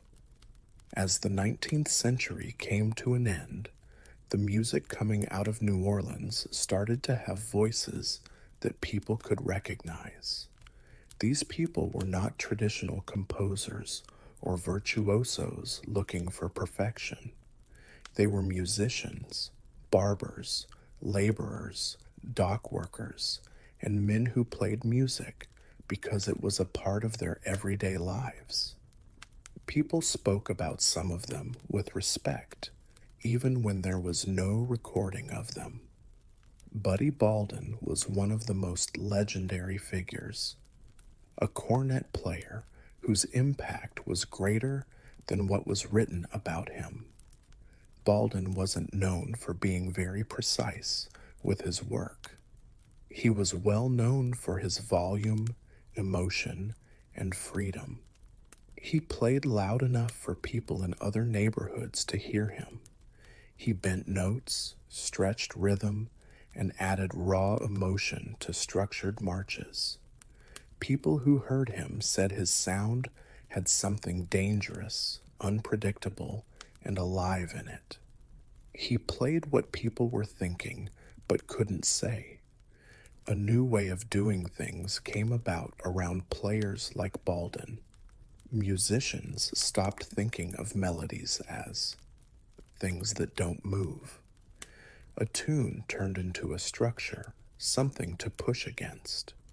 One instrument would play a theme, another would answer, and a third would add to it. This group improvisation was not planned chaos. It was natural teamwork. Everyone paid attention. Everyone did something. A lot of this music came from Storyville, the city's legal red light district. People thought Storyville was wrong, but it was also very important to the culture. They paid for music all the time because bars, brothels, and dance halls needed it. Musicians played. Every night, learning how to keep people's attention, build energy, and change their mood on the fly. They brought heat if a room needed it. If it wanted sadness, they made the air move more slowly. Racial boundaries had a big impact on the sound in many ways. Many Creole musicians had formal training and could read music well. Many black musicians learned by ear, focusing on rhythm and feel. When segregation laws made these groups live closer together, their ways of doing things clashed. Technique met intuition, and structure met. Swing. The outcome was not compromise, but rather expansion. The instruments themselves started to mean something else. Cornets played the main part of songs. Clarinets curled around them. There were trombones growling below. Rhythm sections made time less strict, so music could sway instead of march. This was no longer European music played in a different way. It was a brand new thing. The sound had crossed a line by the early 1900s. It wasn't named yet, and it was still changing, but it was clear. Jazz was no longer just a thought in the back of my mind. It had moved forward and heard its first voices. Louis Armstrong changed the grammar of early jazz. Armstrong grew up in New Orleans in extreme poverty. His childhood was full of violence, instability, and hunger. At first, music wasn't something I wanted to do. It was a mistake that kept them alive. He learned to play the cornet for the first time at a reform home after a bad incident as a child. What started out as discipline quickly turned into fate. Armstrong took in the sounds of the city like other people take in language. He paid attention. He heard brass bands, street parades, and older players who taught by example instead of by lecturing. But even at first, there was something different about how he played, while others blended in with the group improvisation. The horn that Armstrong played spoke. His voice was strong, clear, and direct. You could tell right away, even in a crowd. Before Armstrong, Jazz was more about group expression. Everyone played at the same time, weaving lines together. Armstrong didn't end this tradition, he changed it. He brought the person to the front. His solos were not just breaks to show off, they were confident, funny, and authoritative statements or stories. When Armstrong played, time seemed to change around him. His sense of rhythm was just as revolutionary. Armstrong didn't just keep time, he leaned on it, pulled it, and danced with it. This went what musicians would later call swing, a feeling that is impossible to write down but easy to recognize. Jazz stopped playing, it began to breathe. His power grew quickly. In response, other musicians changed how they played, giving solos more room and more story weight. Bands changed how they worked together based on who was playing. Jazz started to change from a collective sound to a personal sound, but it didn't lose its communal roots. Armstrong also changed the way jazz singers sang. His growly voice, playful phrasing, and spontaneous scat singing made the human voice sound like another instrument. Singing no longer meant being perfect or precise, it meant to express. Feeling was more important than being perfect. What Armstrong showed what could happen. He showed that jazz could have personality without losing its soul and structure, without being stiff. Jazz got a bigger audience through him, not by leaving its roots behind, but by building on them. New Orleans had given jazz its structure. Armstrong gave it a backbone and a face that people would remember. New Orleans couldn't hold jazz anymore as it grew up. Economic pressure, racial violence, and the growing power of segregation forced thousands of black families to move north. This is what happened during the Great Migration. Musicians went with them, bringing their music with them like a passport. Jazz stayed in New Orleans. It took the city with it in the form of memory, rhythm, and style. Chicago was one of the first big places to go. There, jazz had bigger rooms, more people, and longer nights. The music changed in response. The group improvisation turned into sharper solos.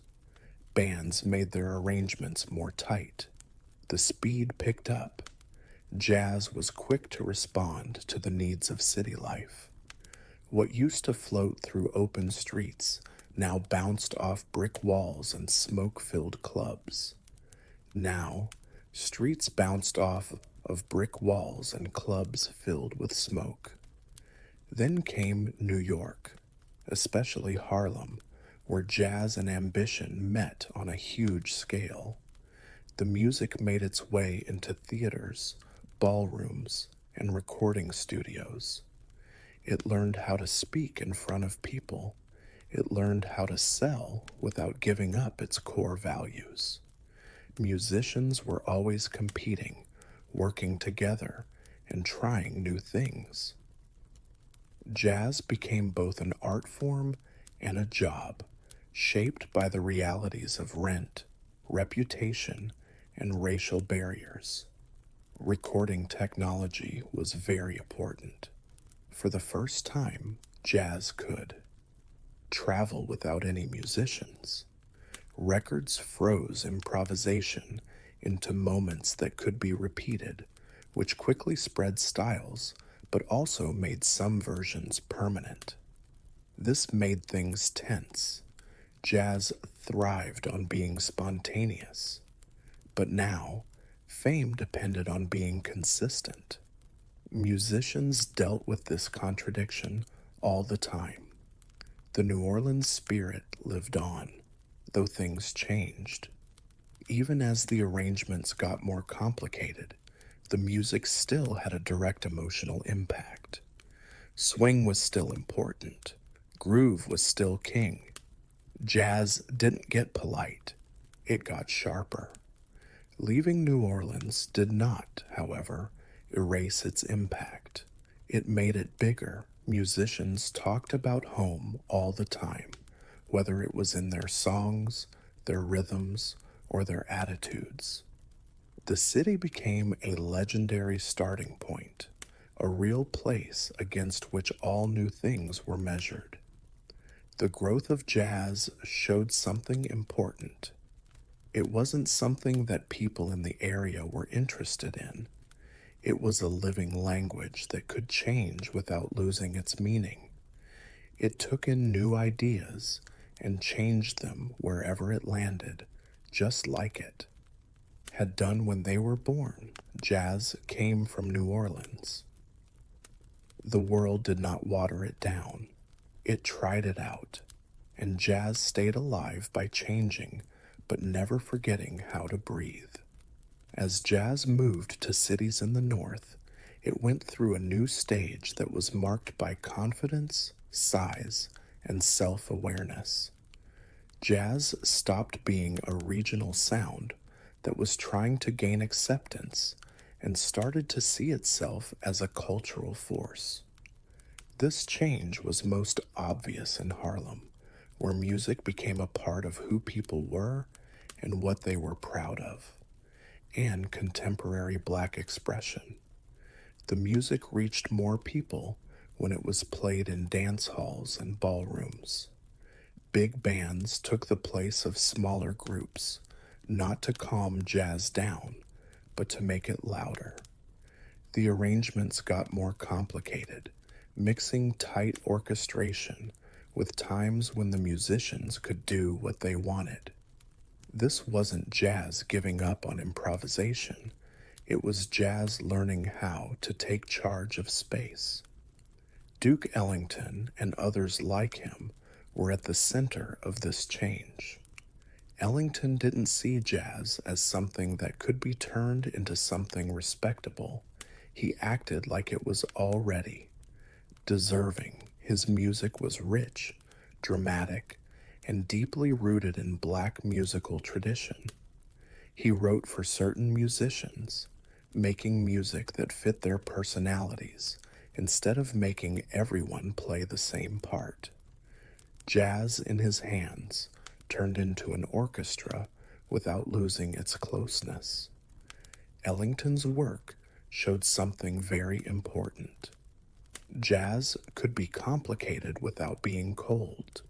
It could be classy without losing its edge.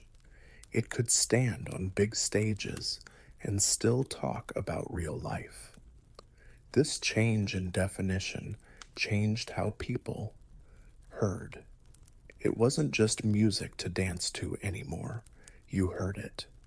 Vocalists also started to change the emotional range of jazz at the same time. Singers used phrasing as a form of improvisation, changing the melody and time to tell their own stories. The lyrics became less fancy and more honest. Jazz let you be vulnerable without saying sorry. But success made things tense. As jazz became more popular, businesses put more pressure on it. Clubs wanted things to be the same. Radio liked things that were familiar. Musicians had to find new ways to be creative. In systems that gave rewards for doing the same thing over and over, some changed, while others fought back. The battle between innovation and acceptance became a defining one. But the core spirit stayed strong. Jazz was still music of the moment, made in the moment by the people in the room and how they felt. It kept rewarding listening, taking risks, and responding. This chapter was the beginning of jazz's reign.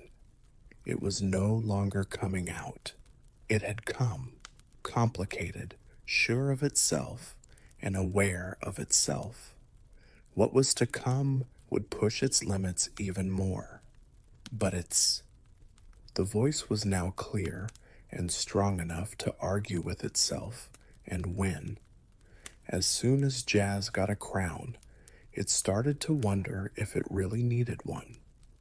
The same success that brought the music to ballrooms and radio waves also put it in danger of getting stuck there.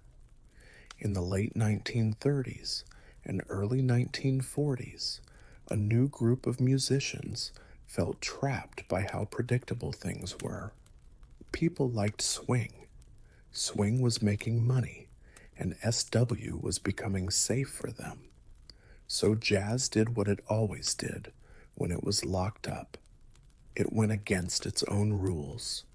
Late, after formal gigs were over, musicians would get together in small clubs and back rooms at night to try new things. The tempo sped up, the harmonies changed, and the melodies broke apart and came back together. This music was not meant to be danced to or listened to easily. It needed to be looked at. It took work. Jazz was getting its edge back. People like Charlie Parker and Dizzy Gillespie helped the music move into what is now known as bebop. Improvisation became fierce and smart. Solos were no longer just for showing off. They were aggressive. Musicians talked through speed, complexity, and daring harmonies. Jazz stopped making sense. This change wasn't elitism, it was self-defense. Bebop musicians didn't believe that jazz was made to entertain people on command. They wanted to be free. They wanted to play for each other, not just to get applause. The music went back to being a conversation, but now the conversation was quick, full, and not afraid to be hard. Jazz kept expressing emotional truth in quieter ways at the same time. Billie Holiday and other singers took songs apart to their emotional core. Her phrasing was so clear that it showed pain, strength, and real-life experience. Jazz showed that it could be both smart and open at the same time. These two paths, explosive experimentation and personal expression, didn't split jazz's range. They made it bigger. The music wouldn't stay the same. It wouldn't stay put. Critics said that audiences were split. Some people said that jazz was dead. In reality, it was losing skin. Jazz had never promised peace of mind. It promised to be honest, even when that was hard to hear. Jazz made sure it would survive by breaking its own rules. It stayed a living language that could be argued about, changed, and disagreed with. The rules were never the point. Expression was important, and as long as musicians were willing to risk being misunderstood in their search for truth, jazz would live on. By the middle of the 20th century, jazz had stopped going in one direction. It broke apart, grew, and looked into. Some people were afraid this meant dilution. In reality, it meant freedom. Jazz had become big enough to hold contradictions without breaking down. Miles Davis was one of the most important people of this time. He was a musician who was always changing his sound. Davis got something important. Jazz didn't stay alive by doing the same thing over and over. It lived because of risk. He took music apart, slowed it down, electrified it, and put it back together again over the years. People were confused by each phase. Every step opened up new possibilities. Next John Coltrane pushed jazz inside him.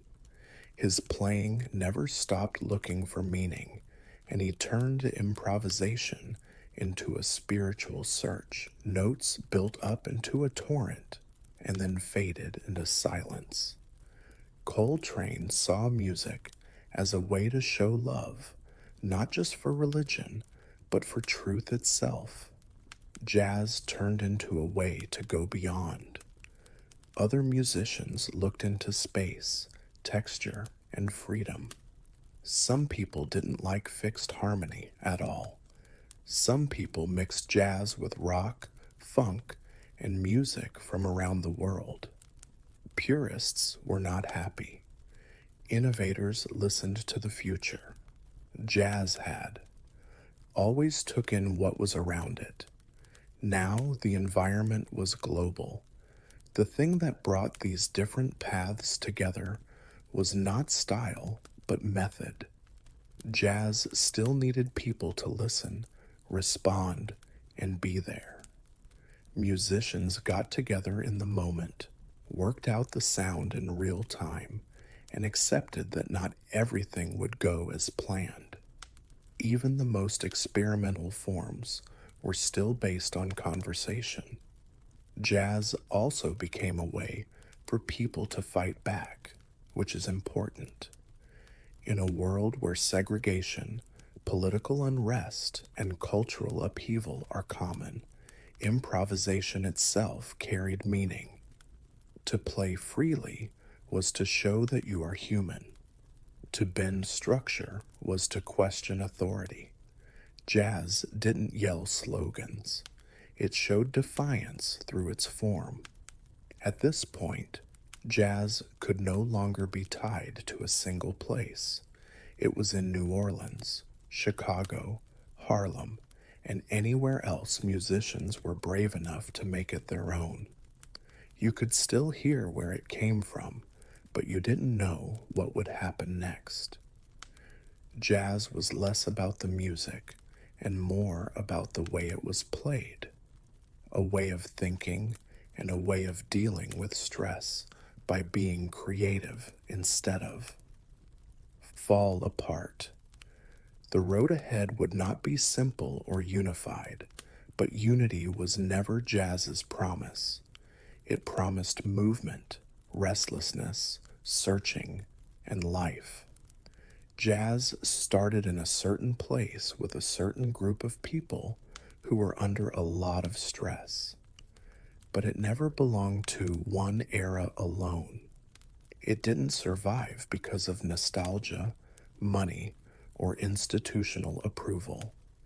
It was the fact that jazz answered a permanent human need, the need to express what cannot be neatly said.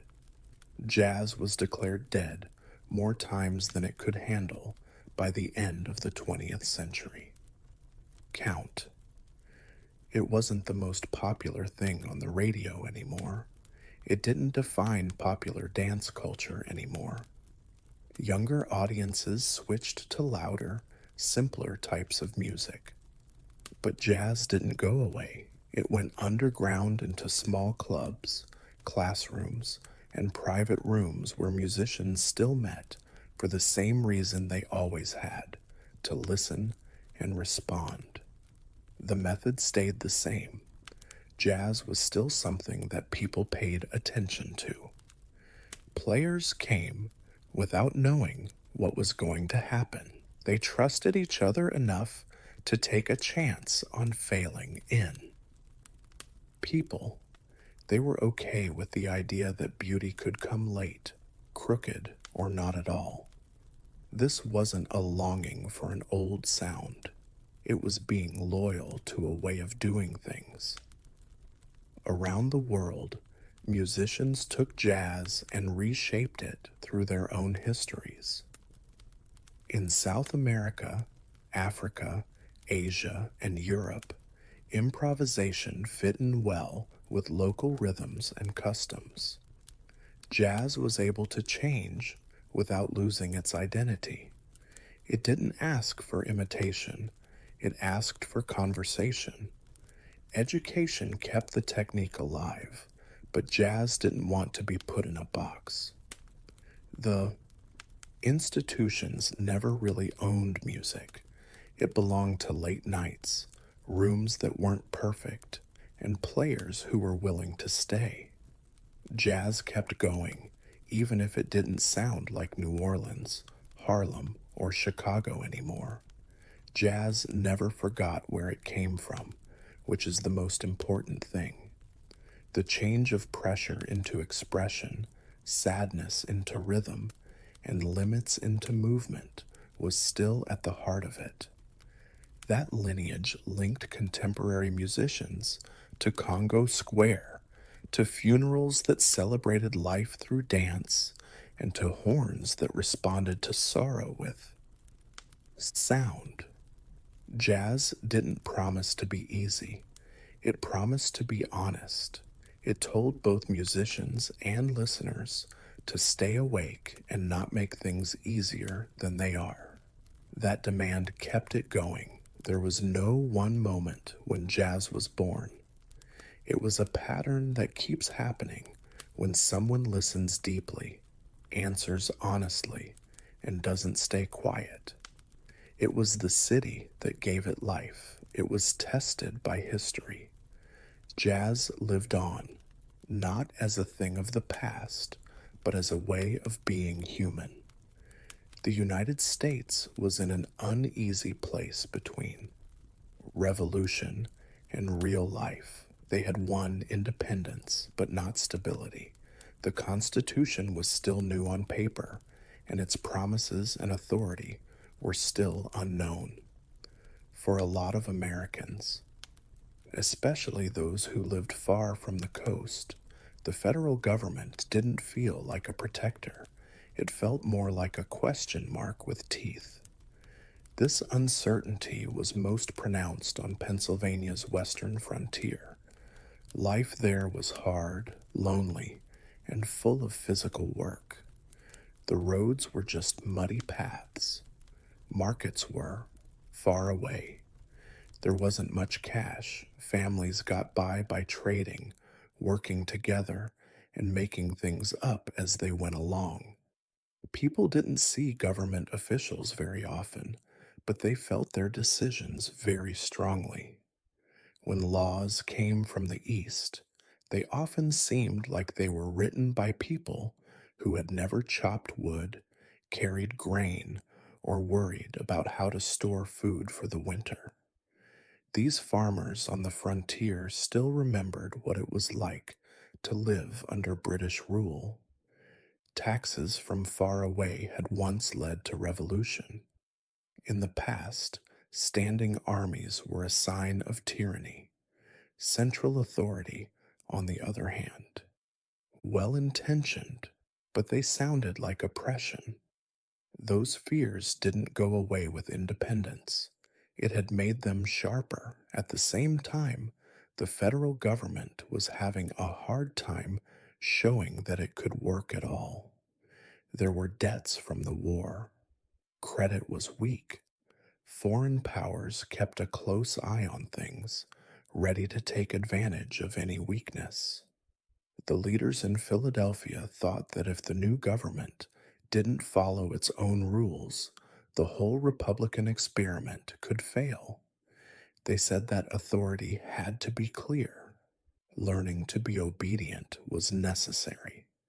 This made things very tense. For federal officials, order meant staying alive. To people who lived on the frontier, order seemed a lot like control.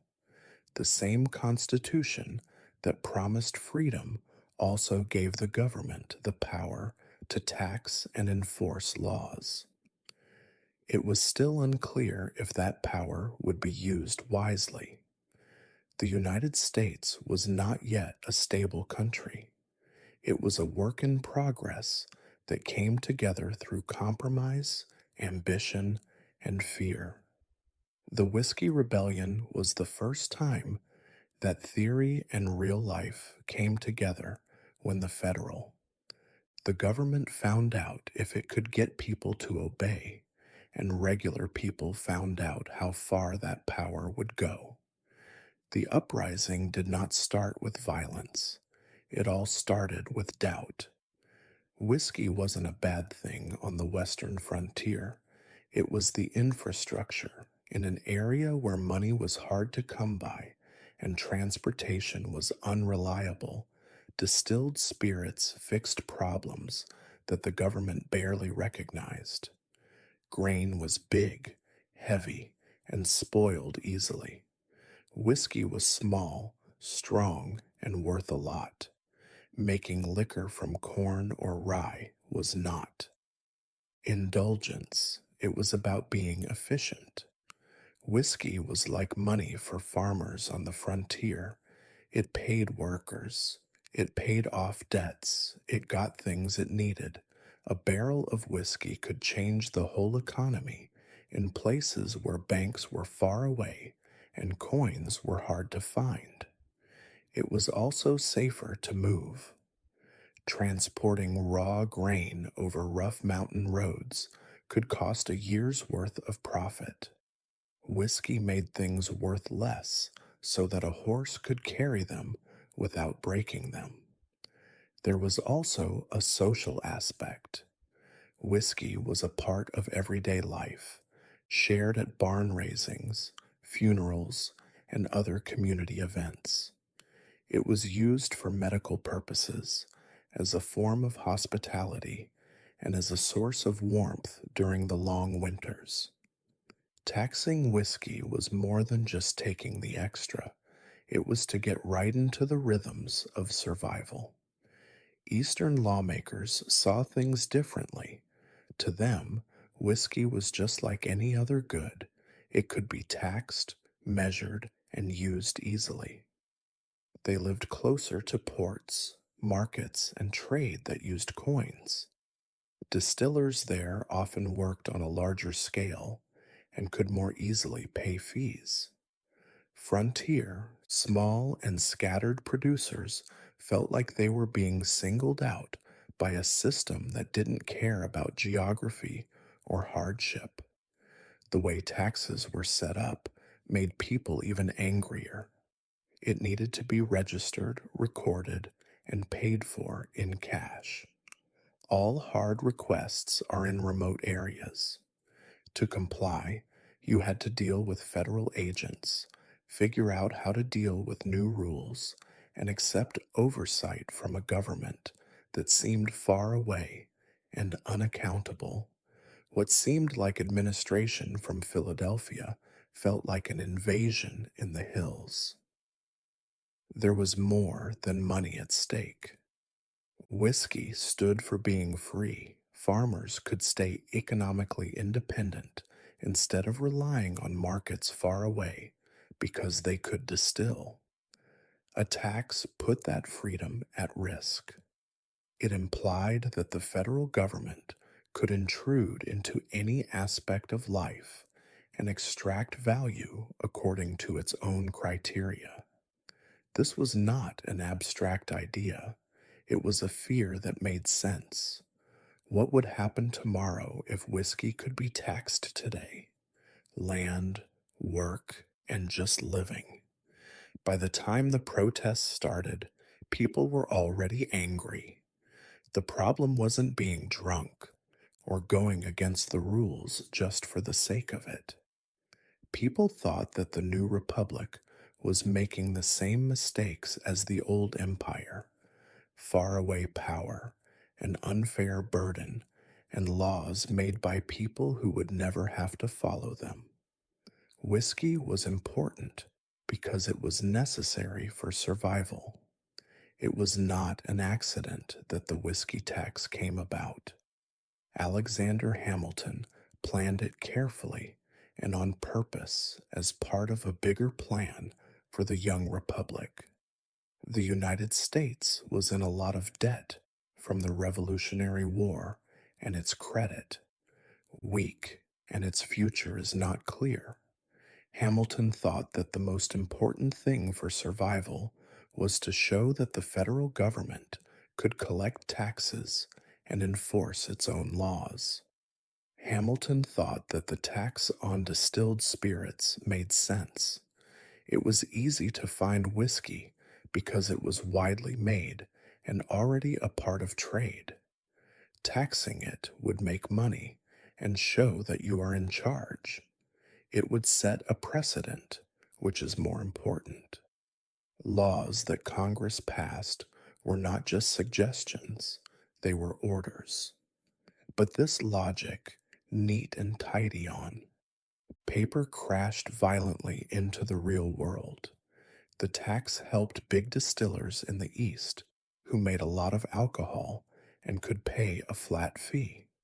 Small farmers in the West who distilled seasonally and sold locally paid more per gallon and were hit harder. In theory, everyone was equal under the law, but in practice, they weren't. Enforcement made things worse. Federal tax collectors came as symbols of invasion. They wanted people to sign up, keep records, and pay in cash. Things that communities on the frontier had a hard time getting. Following the rules was embarrassing. It made sense to resist. At first, the opposition was quiet. Farmers asked for help. They said they were unhappy. They asked for changes. Resistance grew stronger when those efforts failed. People harassed, threatened, and publicly shamed tax collectors. Some were covered in feathers and treads. Some people quit. There were problems in the courts. People made fun of the federal government in public. The rebels didn't think this was breaking the law, it was protection. They thought they were standing up for the spirit of the revolution by fighting against unfair taxes that were put in place without real reason. Representation. They thought that Hamilton was creating the very centralized power that Americans had fought to get rid of. Hamilton thought this resistance was very dangerous to his life. If the government gave in, things would get out of hand. Other areas would follow suit. Laws would no longer be required. Before it was fully formed, the Republic would break apart. So, the whiskey tax became more than just a way to raise money. It turned into a vote on the power of the federal government. Could the government force its citizens to obey, or would it? Stay a weak link that can't do anything but right. Hamilton was set on finding out.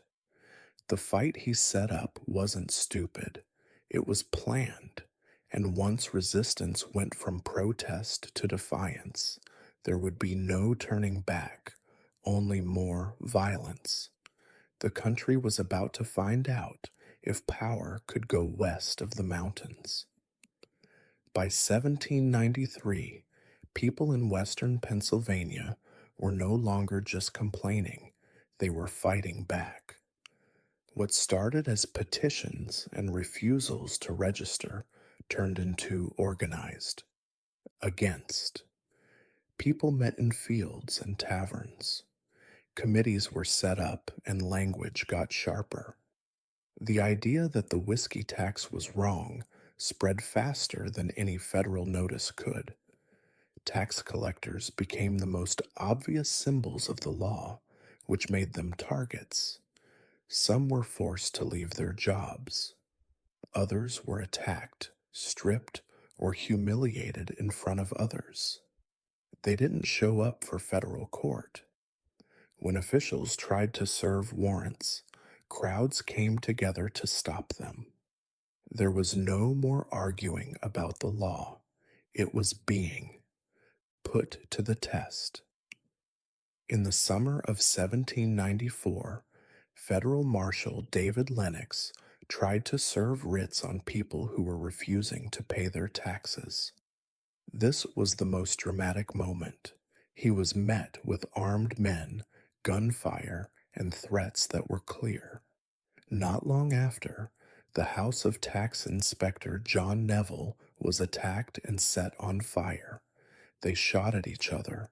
Someone killed a man. The revolt went too far and couldn't be stopped. Facts were behind rumors.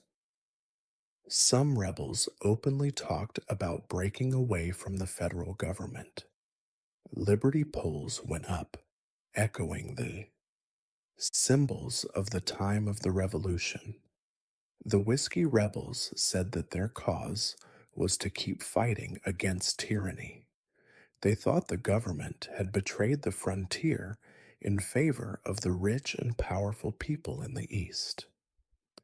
Meanwhile, leaders in Philadelphia were getting more and more worried. It was no longer about collecting taxes. It was a test of independence. If armed resistance could successfully nullify federal law, then the Constitution itself was little more than an agreement that lasted only until it became inconvenient. Came up. President George Washington couldn't do anything about the situation. People looked up to him as the hero of the Revolution and a model of self control and Republican virtue, but he was also the head of a new government that had never used force to enforce its power. The choice he made would set the limits of federal power. There was an attempt to negotiate. The commissioners went west. People who agreed to follow the rules were given amnesty. A few agreed, but most did not. Defiance stayed loud, well organized, and clear. The rebellion now raised a clear question. Could the U.S. stay alive if laws only worked when they were easy to follow? Or would enforcement, even if it wasn't popular, show that the government was real? There would be no answer in speeches or letters. It would come from people being there. The choice that came next was unlike any other.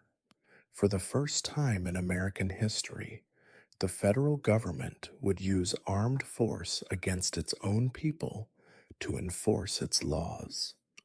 The person in charge of that response was the same person who had once led a rebellion against imperial power, George Washington himself. Washington did not act quickly or easily. He knew exactly what was at stake. Sending soldiers against farmers could have made the fears that led to the rebellion even stronger. That the new government was just a less harsh version of the old empire. But letting armed resistance stand was an even bigger threat. If federal law could be broken through violence, the republic would fall apart before it even started. Time to get stronger. After long talks and many warnings, Washington used his constitutional power to call up state militias. Washington gathered thousands of soldiers from different states to make a force bigger than any he had ever commanded since the Revolution. There was no doubt about the message. The government would not negotiate with rebellion. Washington made another strange choice. He wouldn't stay in the capital. He rode west to take charge of the operation himself. The only president of the United States to ever lead troops in battle. This wasn't a play with a meaning. It was a sign of legitimacy. Distant bureaucrats were not putting down the rebellion. It was being faced with the personification of the Republic. Resistance faded as the militia marched toward western Pennsylvania. The rebels were shocked by how big the force was. A lot of people ran away. Others made promises of loyalty. The scary showdown never really happened. There were no big battles or heroic last stands. Federal power did not come with chaos, but with an overwhelming sense of inevitability. There were some arrests, but not many. 2 men were found guilty of treason, but they were later set free. Washington wanted to enforce the law, not kill people. The point had been made. People would follow the law, but the government wouldn't let them get revenge. This moment changed what power meant. In the United States, the federal government had shown that it could make decisions quickly without becoming a dictatorship. It turned out that authority didn't need to be cruel, but it did need determination. The end of the rebellion was not violent, but quiet. And in that quiet, Congress would enforce the laws that had been passed, even if they were unpopular or people didn't want them to happen. The Republic had taken its first step from a weak experiment to a working state. The Whiskey Rebellion ended without a big finish when the militias left and the countryside became quiet. There were no victory parades or public celebrations of the return to order. Instead, there was an uneasy calm and a country trying to figure out what had just happened. In theory, the federal government had won by a large margin. The tax stayed in place and armed resistance fell apart. The Constitution had been followed, not ignored. This result confirmed years of worry for leaders in Philadelphia. The Republic had just gone through its first real stress test. It could make laws and force people to follow them when they were broken, but things were different on the frontier. A lot of farmers did what they were told, not because they were convinced, but because it was easier than fighting back. Seemed pointless. There was no question of fairness, only of power, because of the overwhelming force. Anger didn't go away, it pulled back. This lack of clarity haunted the win. The rebellion showed that the federal government was strong, but it also showed how weak public trust still was. A government could make people obey, but to be legitimate, it needed more than that. A feeling that the laws were based on real life, not just money. The episode made the political divisions that were already forming even sharper. Young country. People who believed in a strong central government thought the result was necessary and would help keep things stable. Critics saw it as a warning sign that too much power could be used against regular people. Both sides used the rebellion as a symbol, each saying it proved their point. President Washington knew a lot about this tension. His choice to forgive the rebels who had been found guilty showed caution, not weakness. He wanted to end the episode, not make it into a story of martyrdom. Force had made the point that mercy would help the country move on. The whiskey tax itself was still not popular and hard to enforce.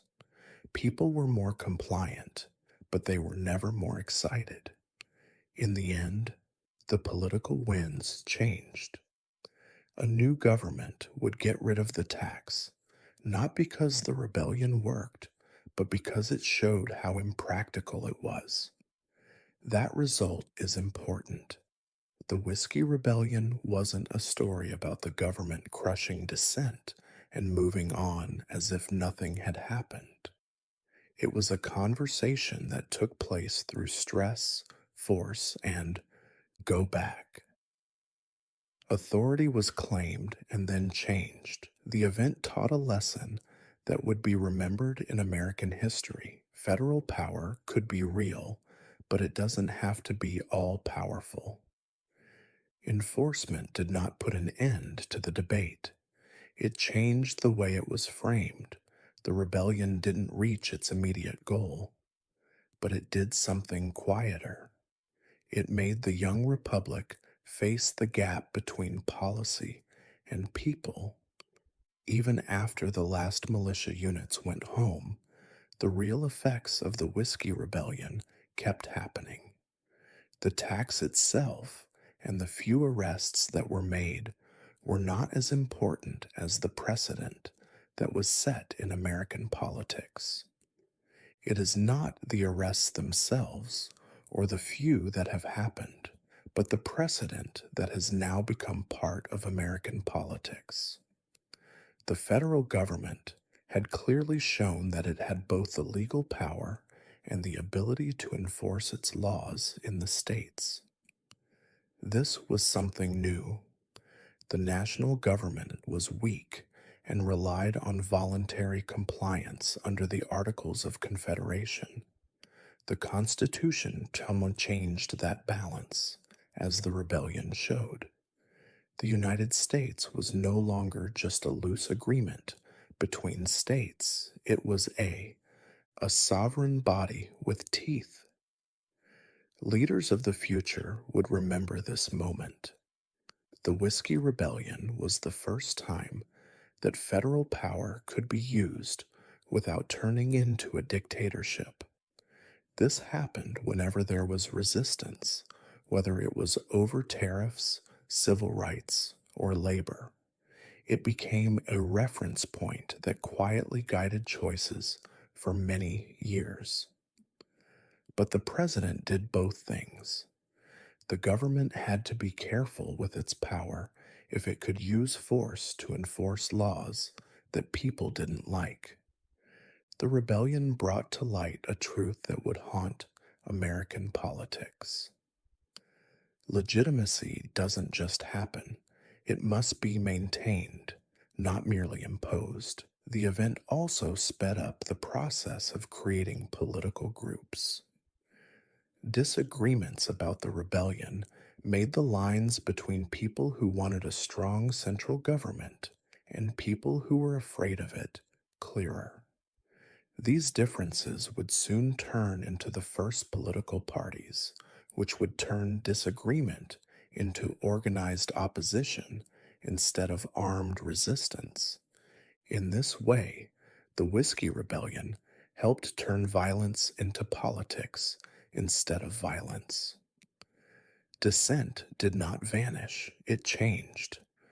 Protest went from fields and taverns to newspapers, elections, and fights in the legislature.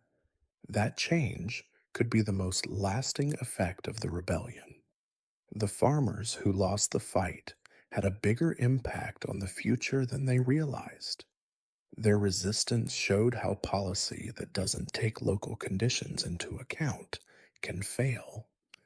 Their anger showed how dangerous it is to govern from a distance. Alone. The federal government stayed in power, but it learned that it couldn't work without the people it ruled.